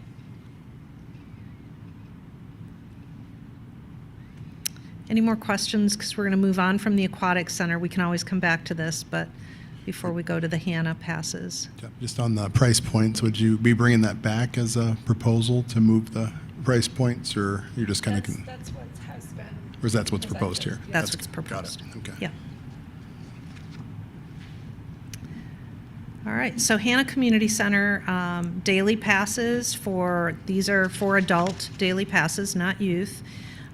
Generally, we sell a couple thousand of these to residents. This is based on 2022 totals, and non-residents under 1,000. And so the current rate is $6 for a resident, $9 for a non-resident, and our proposed rate to you is $7 across the board. We also sell adult annual passes. So these are the annual fitness passes that you can buy. Again, fitness center, pool, open gym. And we sell about 240 of these to residents and about 60 to non-residents based on our fiscal year 2022 totals. The current rate for a resident is $235, $300 for a non-resident, and we are proposing a flat rate of $255. I have a question. Mm-hmm. Did you do comparables for the adult daily passes? Comparables to? Like you did for the aquatic Oh, for the center. Aquatic Center? Yeah. We are still very low in the region for our facility. Yeah. But the suggestion wasn't to equalize that as it is, for the aquatic center. It's still raising the rate. It is still raising the rate, but it's still we're still competitive in the area. And is the day pass, is that similar to what kids get, or that is an adult pass for This is 18 and up? What we've provided for you is 18 and up. All right. And just, not to you, just kind of out loud, it feels like the parent or whoever's watching the person that's swimming, which my assumption is it's mostly children and family, pays more for the services than a single adult who's singly coming in for services. So I just think it's just kind of interesting who we, decide to charge an increase on and who we don't. That's all. Just, I'm making sure that I'm understanding you, Councilmember Watson. You're saying the parent that accompanies a child to the aquatic center has to pay an entrance fee? Or that the parent that's paying for the child to come. But you know how the current rate is $6.9. We saw that current rate for the aquatic center as well. And the suggestion is to increase that fee to $10 across the board. But for our adults, 18 and up, we're keeping the price low, which I think, I like seeing low prices. I think one of the reasons for the difference in fee schedule, and Director DeChambeau, correct me if I'm wrong, is that the Aquatic Center is just a much more expensive facility to run comparatively to the Hannah Center. Most certainly. Yeah, but the example was also given that we should increase the prices because of comparables like Troy and that we were underbilling, not that the facility was the reason to increase the prices. I think if I can represent the conversation as I remember it from Parks and Rec, it wasn't, the comparable thing was to make sure that our proposed rate increase was still comparable. We didn't go out and look at the other aquatic centers and then raise our rates to be equal to theirs. We had a rate increase and we just were making sure that it was still in line with other people in the region. I think it was maybe a little bit confusing to present them side by side, but I think it was kind of basically to just say that we are not out of what has been considered reasonable.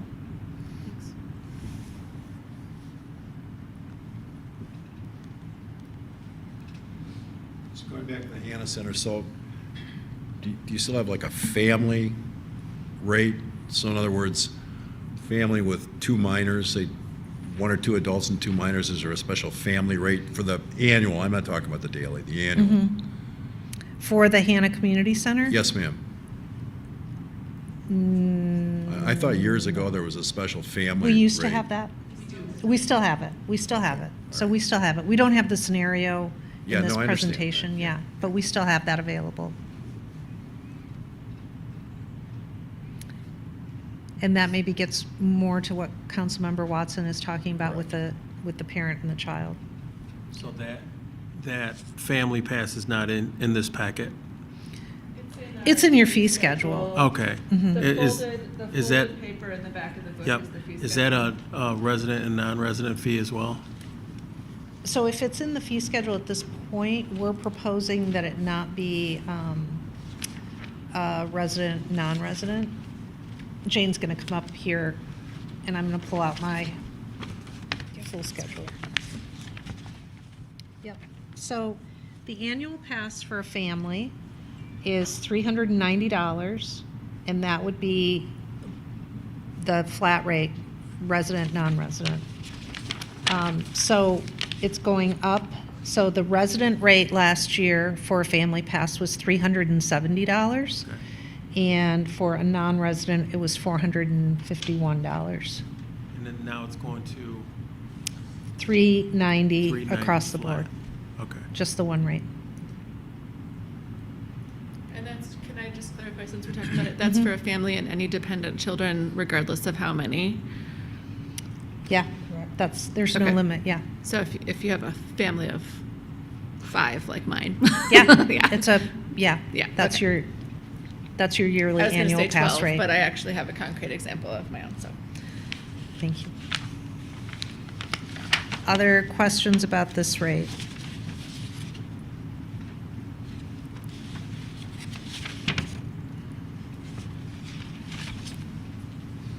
Yeah, I guess I do. Okay. Doesn't the family rate also apply to adult children?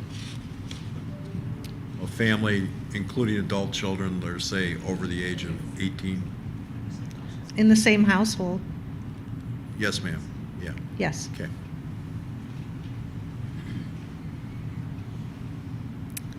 But not if they've moved out. Correct. Sometimes they move in and move out and move in and move out, and then you would still be able to use the pass. Any other questions about the passes?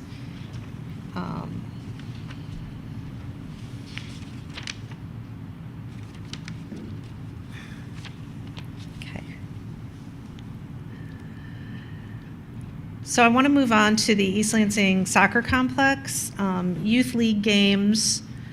We are proposing some changes here.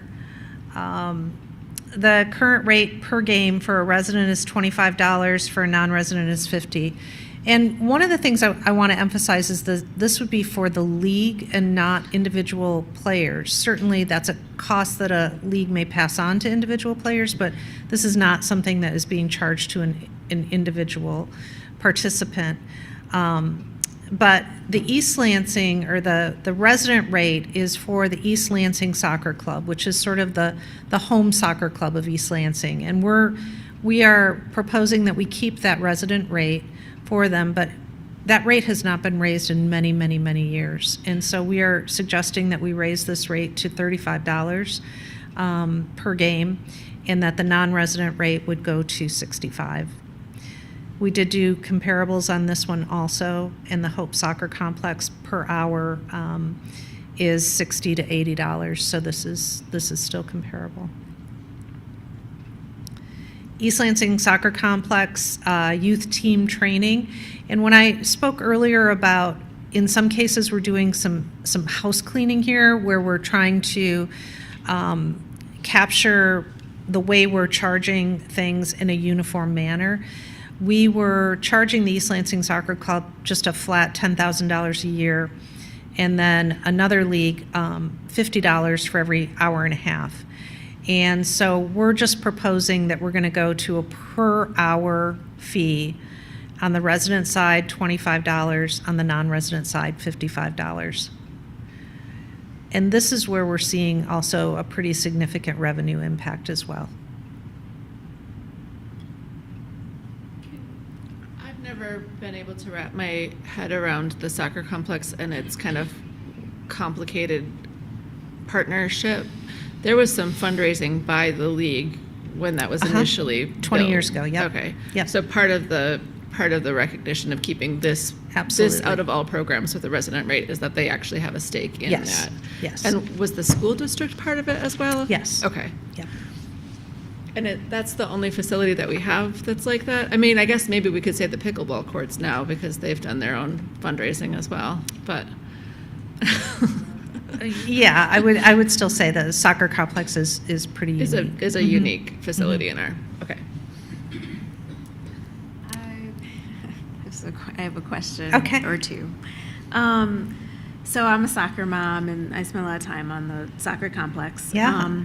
Who are the teams that are coming through that get like the non-resident fee? That would be currently Cap City is the league that is the competitive league that plays out there that has the non-resident rate. So if Cap City has a EL representing team, do they get a different rate than other Cap City? Or because of, wherever Cap City is stationed as a business? Right, so Cap City, as a competitive league, draws kids for their teams from all over. So they're likely going to have teams that are very mixed of kids from various areas here, not just East Lansing.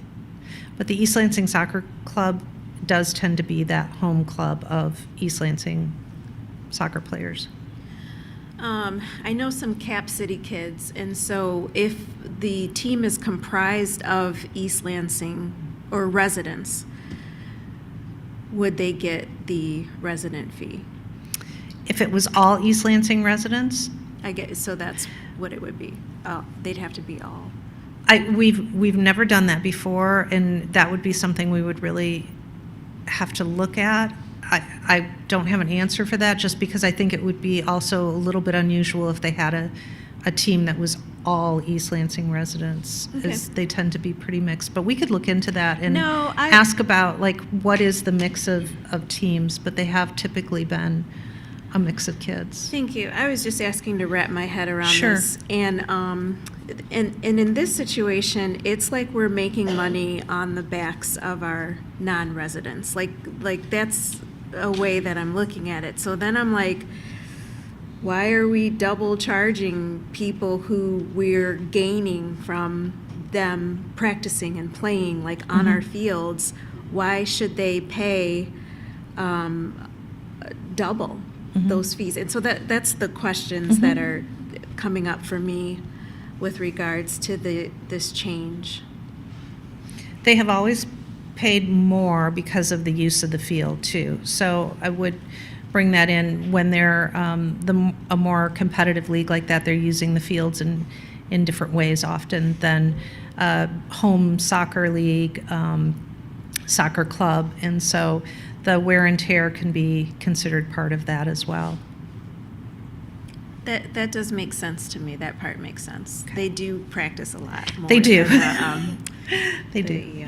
kids, but still, it still seems a bit high. But I'm just wrapping my head Sure, around it. So- absolutely. So I appreciate it. And with any of this, if you have questions afterwards, you know how to find us, so we can look into things if you're thinking about something later on. I'm going to keep moving along here, if that's okay. Again, similar East Lansing softball complex, youth tournaments, we're making some adjustments there as well. You can see that, so per game at the softball complex was $20, would move up to $35. Patriarch was $10, moving up to $25. And team practice, we had not been capturing a practice rate on the softball complex, but we do that with soccer. And so this was one of those areas that, as we really started to look at this closely, we said, well, that's not really fair to be charging for soccer players for practice, but not to be charging on this side. So we did propose a rate there per team for the softball complex. So that is the fee schedule. I can answer any other fee schedule questions, but we still have the Parks Capital Fund to go through, so I can move on to that unless there are questions. Move on? Okay. So the Parks Capital Projects, this improvement fund includes revenues and expenditures for capital improvement projects.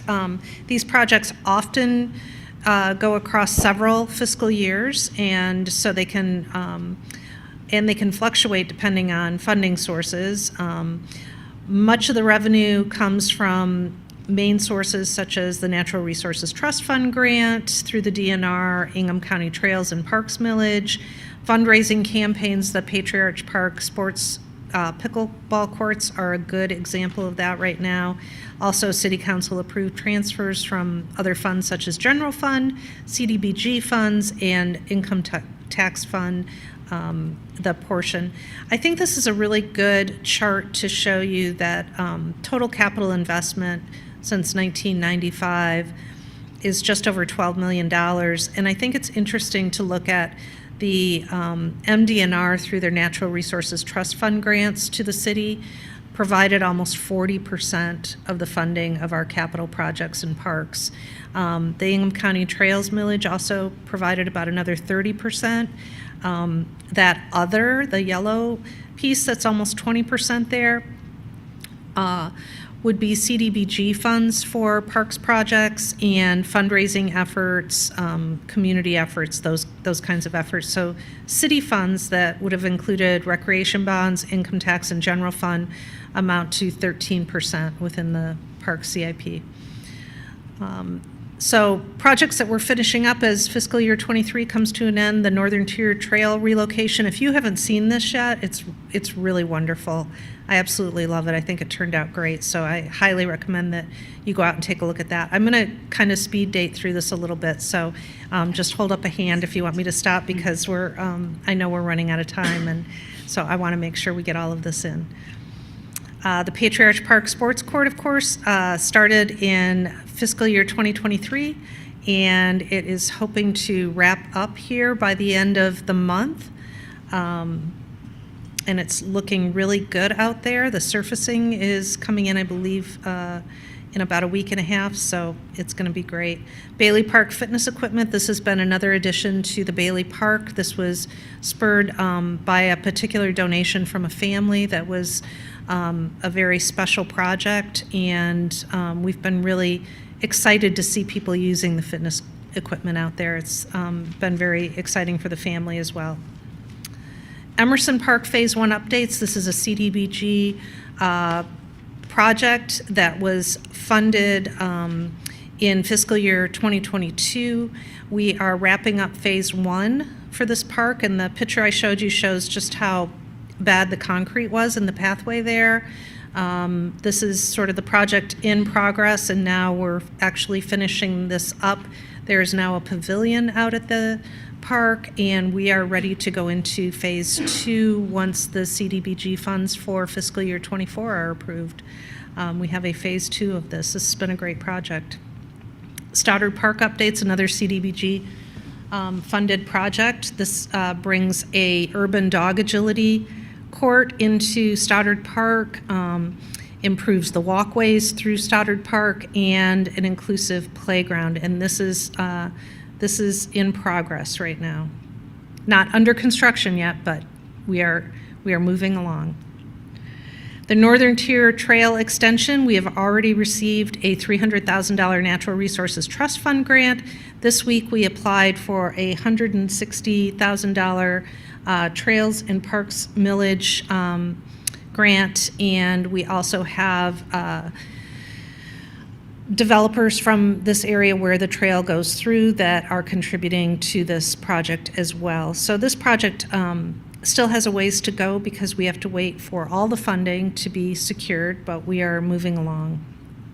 And then again, Emerson Park Phase 2 includes more walkway improvements, safety surfacing under the outdoor fitness equipment, and native pollinator-friendly landscape improvements that we're really excited about. So the park CIP summary is that we have revenues projected at about $1.5 million, and expenses are projected at $930,000.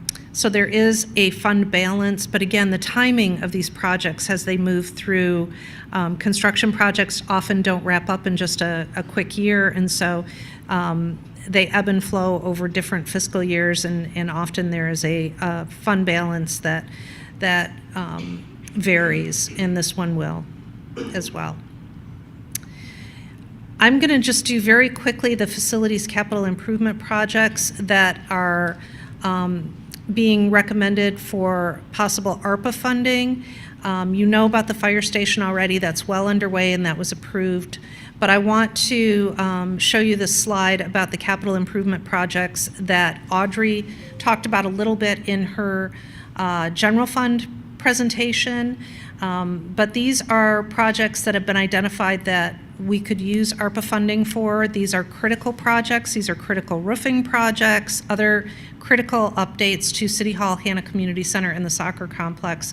And so what I did is I put these in order of priority. I saw the question come through from Councilmember Watson about prioritizing some other projects that were discussed in the general fund. So I went ahead and put these in order of priority. So when you look at this, and I put the updating the restrooms at City Hall for ADA compliance and gender equity as the number one priority at City Hall right now. It's a $40,000 project. It really needs to be done. That building needs to have this opportunity. So there's also a makeup air handler servicing the jail at City Hall. It's an air quality issue, and that really does need to be replaced. And then there are various other projects here listed. These projects are all considered critical projects. We wouldn't be bringing them forward as capital improvement projects this year and requesting these unless they were.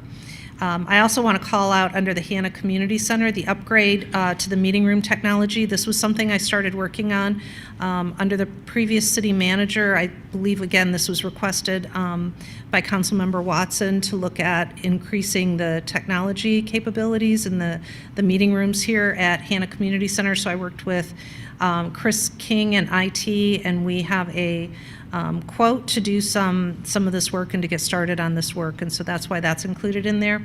Also roofing, again, here at the Hannah Community Center, and the soccer complex really needs the parking lot replaced. So any more questions? And otherwise I will turn it over, and I'm sorry I, again, tried to go quick, but I don't go quickly, so. Yeah, I do have a few questions. Okay. And I have kids, and I got middle schoolers and high schoolers, and so that's why I'm so interested and intrigued by all of these prices Yes. as a mother and how it hits. I did want to just give an update on the media piece that Ingham County offers Zoom links and Zoom access to all of their public meetings. And Lansing City Council recently has decided to move forward with being able to, again, the public being able to access more meetings. So that's exciting, and I'm glad that it's on our minds. I just wanted to mention, I'm going to send an email because I know that, you guys can answer many of my questions in emails. But just to give you an idea of the questions that I had, it's about the court rentals for the pickleball courts, like how that works, because that's a brand new charge that I've seen. The art festival fees, just where that's coming from, because again, like it's brand new, and so just interested in the history on that. Can I give you that one really quick? Because it'll save an email. 'Cause Oh, yeah, sure. Yeah. those are historical charges that we've always charged, but never showed up in the fee schedule, so that was a housekeeping. Oh, okay. So they've always been there, and they're not at an increased rate or anything like I that? don't believe so. I think they're just capturing what we've always Thank done. Is that, I can probably speak to that because I've been on the jury and I've also been an exhibitor. Yes. There's an application fee that's set by the service that we use to host the jury slides. Correct. And then there's a booth fee, and I believe there might be a separate fee for like a corner booth. Is more. Yep, all of those are captured yeah. now in the fee Okay. schedule, and Yep. they just weren't before. Okay, cool. Yep. And same with the pickleball courts, or that's a different thing? I believe that it's new. And Yeah. again, I just wanted to read my questions out loud. Like, I don't mind Okay, great. if we all wait, for the answers. Was curious about busing to Hannah. You know how some parents can't do after school because they're located at certain schools, but if their child was possibly bused to Hannah, they would be able to participate in the before or after school. And I'll explore if you're not sure what I'm talking about. I was wondering about the history of after-school activities at Hannah. As you know, some problems have surfaced that we should hopefully work as a community to solve regarding where our kids are able to go and hang out. And it's my understanding that they used to have after-school programs at Hannah Community Center, so I'm curious about the history of that and the cost. I would like to see the costs the revenues that we make dating back to 2018 for the middle school sports. And that has to do with the epidemic. I was surprised because, again, I have a high schooler we're not being currently charged for soccer. And I know that that's because it's just through East Lansing schools. But then my son, I had to pay for his track. And so I'm just curious for people's finances and stuff, like what that revenue looks like and if we're seeing and, you know, how that flow is going.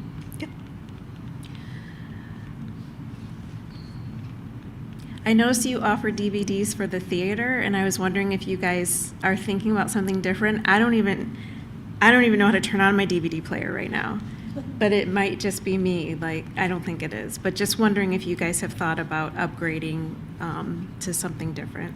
Can absolutely ask about that.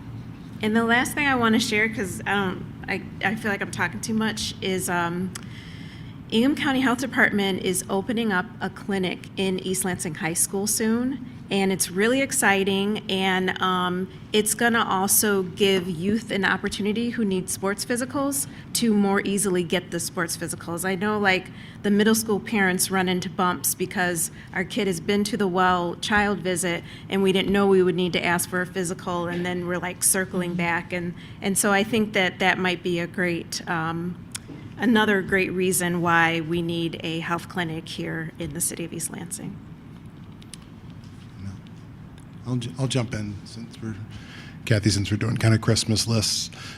Talking to the library, obviously they were in discussions about maybe a shared position on the social work side, and having more conversation around that, and even I know the law enforcement as well, and I know we can sometimes share positions if there's a need for that, or shared with seniors or something like that, finding a way to maybe support someone, maybe not like chief's social workers, but someone more youth-oriented or something like that was a discussion in the library of kind of immediate needs, and perhaps if it's for the Hannah Center as well, we could maybe look at something like that on the road. Thank you. We can explore that, yeah, absolutely. You already have my Christmas list because we see each other every month at Parks and Rec. It's true. Any other questions? Okay. Thank you very much. What was next?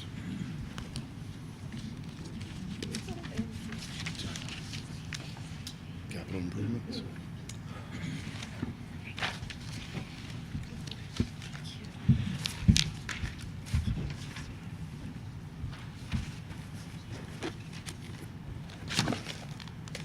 Good evening.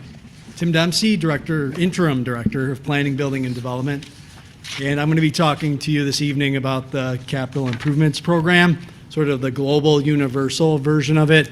Obviously, Kathy was able to walk through the parks capital improvements, and then Ron touched earlier on a lot of capital improvements that hit the Department of Public Works. This particular program or plan is required under the Michigan Planning Enabling Act. So this is a requirement out of that act that every community in the state develop a 6-year plan that lays out sort of projected funding for all of its capital improvements. And the notion is to really sort of understand what the investment needs are in a community and how they might relate to a community's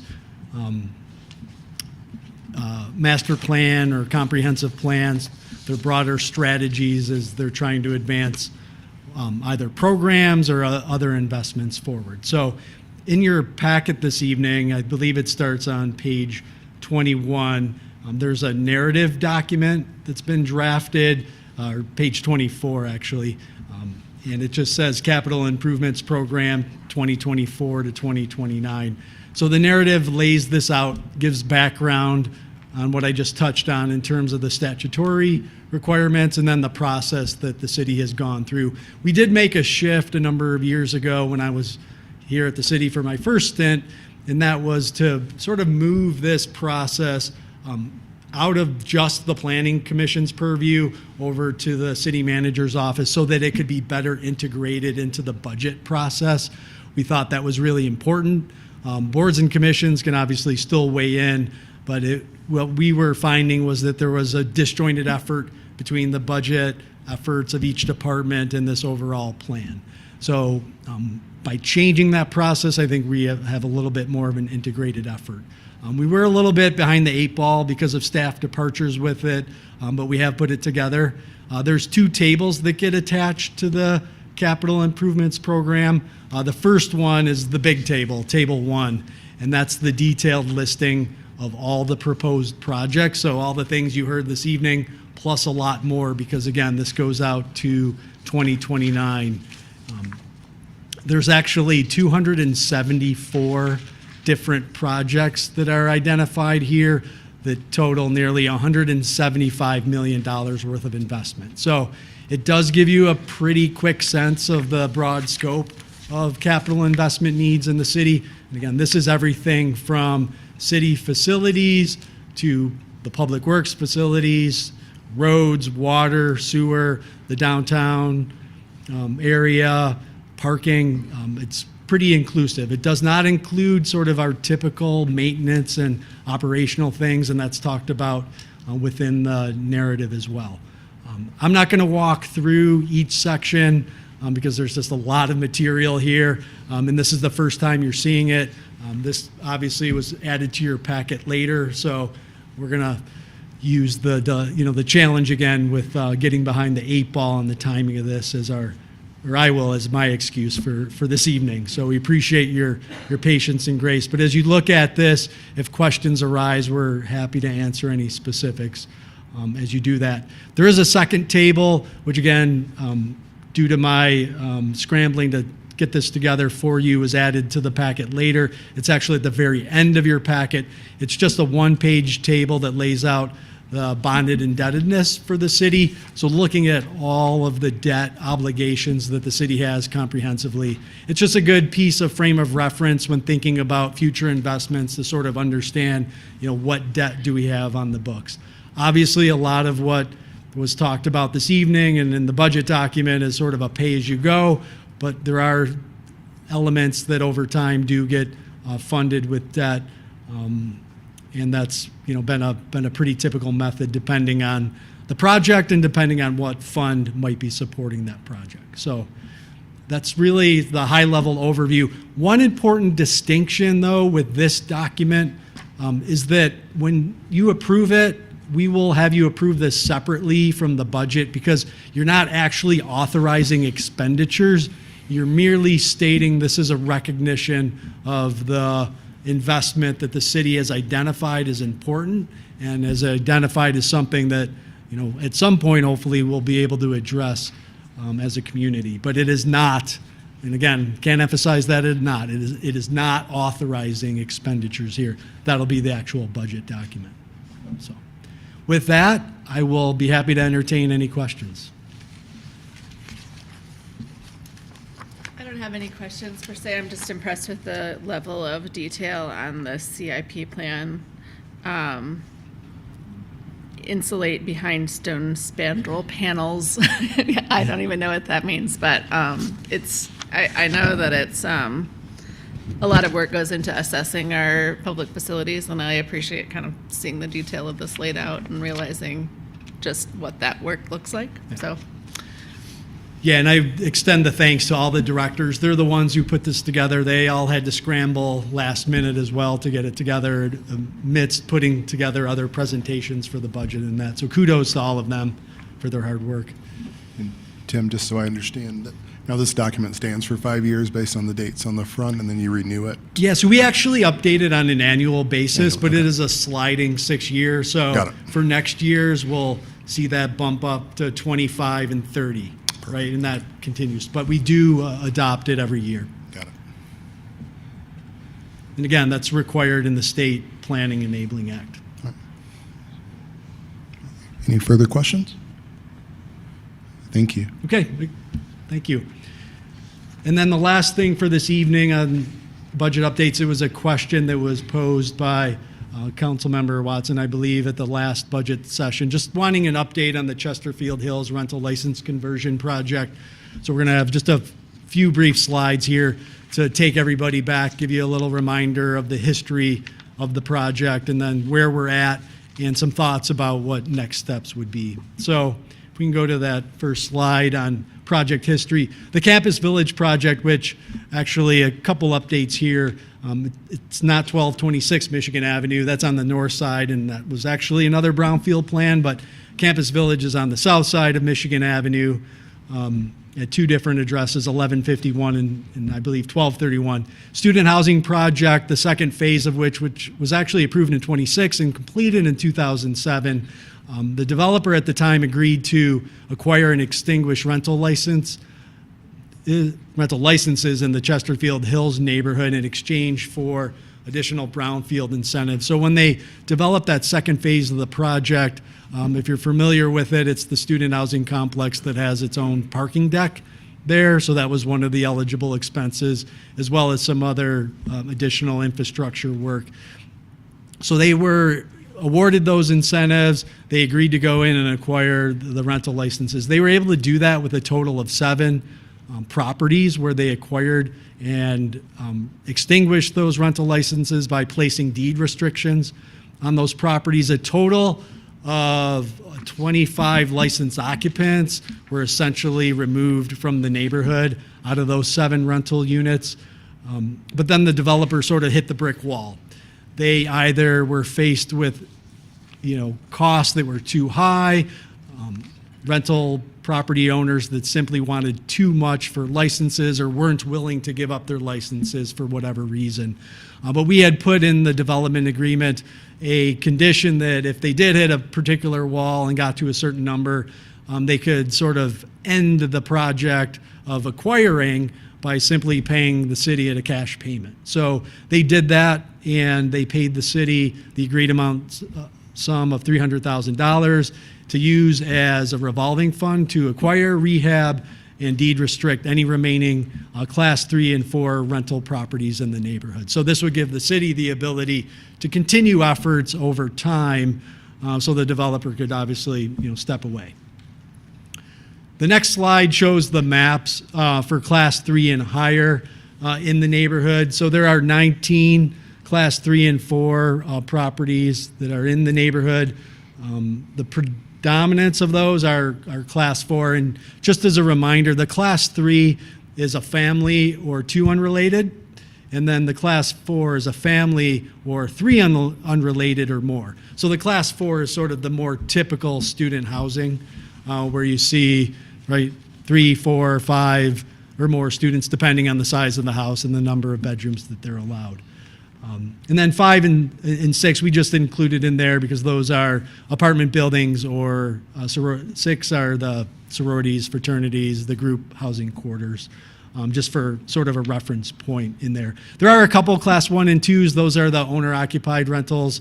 There's only one of each in there. We didn't even show them on the map because it's not part of the agreement to spend the dollars in the neighborhood. But just give you a sense of where those rentals are at.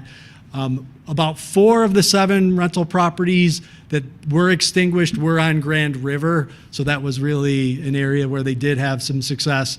And then there were a couple others in the middle of the neighborhood, and then one on Michigan Avenue of the ones that were acquired. If we can go to the next slide.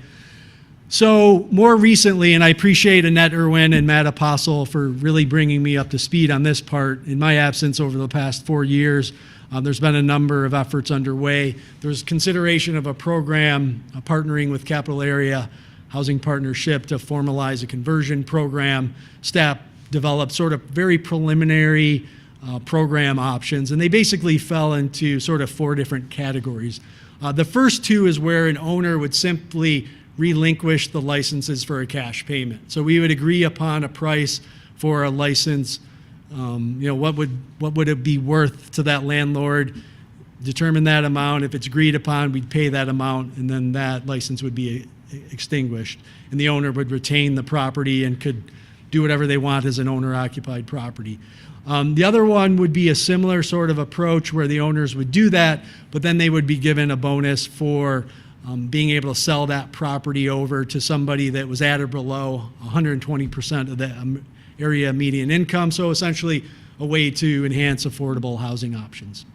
And then the other options were to bring in a nonprofit like CHP to actually have them go in, acquire the property, rehab it, and then sell it, again, for the same purposes, affordable housing for people at 120% of AMI or below. There would be additional support potentially in here for CDBG dollars to help with down payment assistance or rehab. But then we would also provide some funds out of the program dollars to help cover administrative costs. Because if we're going to engage a nonprofit in that work, they're obviously going to need to cover their cost in doing that. And then the fourth option was to look at simply having individuals go ahead, try to acquire a rental property on their own, and do that directly without the assistance of a nonprofit, and then rehab it with similar CDBG support. And the idea with these options was just that, to have multiple options so that we have the greatest flexibility in trying to acquire these properties. And really, I think as we experienced in the round of 7, back now a fair number of years, it's a mix, right? Part of it is timing. It depends if a landlord's eager to sell. Part of it is simply the price and the market values that could drive that. There's just a lot of factors which could fluctuate over time. And the idea with these different options is to give flexibility. And then the last piece here is sort of proposed next steps. Where do we want to go with where we stand today? So our thinking is that, we could certainly continue to refine the draft program guidelines, meet with the Chesterfield Hills neighborhood, not singular representative, but actually plural representatives. To be clear there, that's a typo. Making sure that we want to have everybody in the neighborhood who wants to sort of weigh in on how this might work and function. And then look at determining nonprofit partners. And these first 3 bullets really aren't necessarily order. I think it's a matter of just figuring out what the best process is to work with, again, potential nonprofit partners in the neighborhood to do it, as well as bringing in potentially the Historic District Commission, which would likely want to weigh in as well. Ultimately, though, we'd want to bring sort of formal recommendations back to City Council for your review and approval before that program would advance. Now, given where staff is, particularly in planning, building, and development right now, given that we're short a little bit and trying to keep the other wheels on the wagon in terms of moving ahead, just our regular, planning and zoning work, our planning commission work, the Historic District Commission, all the other boards and commissions we oversee, we'd suggest that this probably needs to sit a little bit until later this year, probably into the fall, till we have additional staff and capacity to sort of move it forward, but then looking at doing that in the fall and trying to advance it. So that's sort of where we stand, but obviously I'm here to answer questions and would love to hear your thoughts on the matter. I've been sitting all night. I don't want to ask you more questions other than, isn't this all the historic district? Yes, it is. Okay. Yep. So we definitely, as I noted, HDC would be important to involve. Thanks. I have a very quick question. Vacating a rental licenses need to be renewed annually, and if they miss a renewal, it's kind of automatically vacated? Do they have an appeal if they miss their There is a renewal? process to renew that. I would let Annette speak to the details, but they can after an expiration. So a cash payment to vacate would essentially be just kind of don't renew your license. Yeah, in that case, and with the deed restriction, it would prevent them from being able to do it. And once that rental license is fully relinquished and the deed restrictions in place, it's now also subject to the rental overlay district. Right. So there's that additional. So it's kind of a double. Exactly. Double. Insurance. Yeah. Correct. Got it. Correct. That's it. Well, this is still along the lines of renting, but I'm curious how the neighborhood would feel about Section 8 housing, which brings in families that meet the income requirement, but also brings in families. And East Lansing, City of East Lansing has been short on offering Section 8 housing, and so I just wonder if we were able to hook up with the landlords and walk them through being able to offer their housing at Section 8, that they would see that shift of families coming to the area. And along those same lines, Refugee Development Center offers like co-op or opened up some housing in Lansing for newcomers, and again, newcomers who are families. And I wonder if they might be someone to talk to if the neighborhood was open to thinking about that as well. Okay. Yeah, those are ideas we can definitely raise. for sure. Councilmember Watson, I actually have talked to the director of the Refugee Development Center, and she told me that they primarily work with, so their families are settled at houses that are individually owned by individual landlords, but that the St. Vincent charity that settles families has specific people that they work with. So and also that they had no landlords in East Lansing that work with them currently, and that they were very interested in doing that. So I think approaching landlords and finding out if they would be willing to rent to families through the Refugee Development Center as opposed to students could be an interim step in that. Absolutely. Yeah, and certainly beyond just this neighborhood and this project, right? There's Yeah. Oh, we see a lot citywide. of, Yeah, we see a lot of absolutely. for rent signs later Yeah. into this. I think it season. always sort of, I have been a renter. And so when we see rental licenses come through and people are just so anxious about having rental in their neighborhood, my neighborhood is actually the last neighborhood that passed a rental overlay, and it was specifically to block a rental, which really made me a little bit heartsick, quite frankly. And so, but in East Lansing, rental means student housing. And so to push back on that narrative to work with somebody that settles specifically families into rental housing might be a nice way to kind of like rewrite that story a little bit. Yep. Agreed. Okay, thank you. I think Audrey has to finish up here. Just since this is kind of a slightly different schedule than we've had, I just wanted to recap where we're at. So we're going to make sure that we respond to those question and answers. We're going to kind of batch them by work session. I'll probably maybe have Tammy email them to you once they're batched together, so you have them to review over the next couple of weeks, and then we'll formally attach them to the discussion-only meeting. But I wanted to get them out to you as soon as they're available. So then you're going to see me the next couple of weeks. So next week is a regular council meeting where we're holding the public hearing. Attached to that public hearing, I will have a draft resolution, which is going to mirror the budget document that we've been discussing, as I haven't heard any specific changes to this point. And again, just the draft resolution for the public hearing. Then May 16th, we have a discussion-only meeting where we can talk through any of those question and answers, follow-up questions, more questions. If there's any other department you want to hear from, that would be the time. And then I would request, if you have formal recommendations, we present them at that meeting. That gives us time to incorporate them into the final resolution that you'd be adopting on May 25th.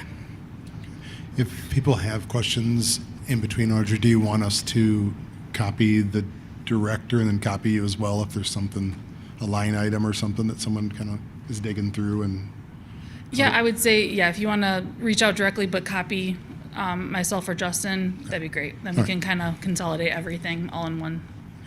perfect. Thank you. Yes, thanks, everyone. I know it was a big lift. Thank you. Yeah, and I think we're done. Meeting adjourned?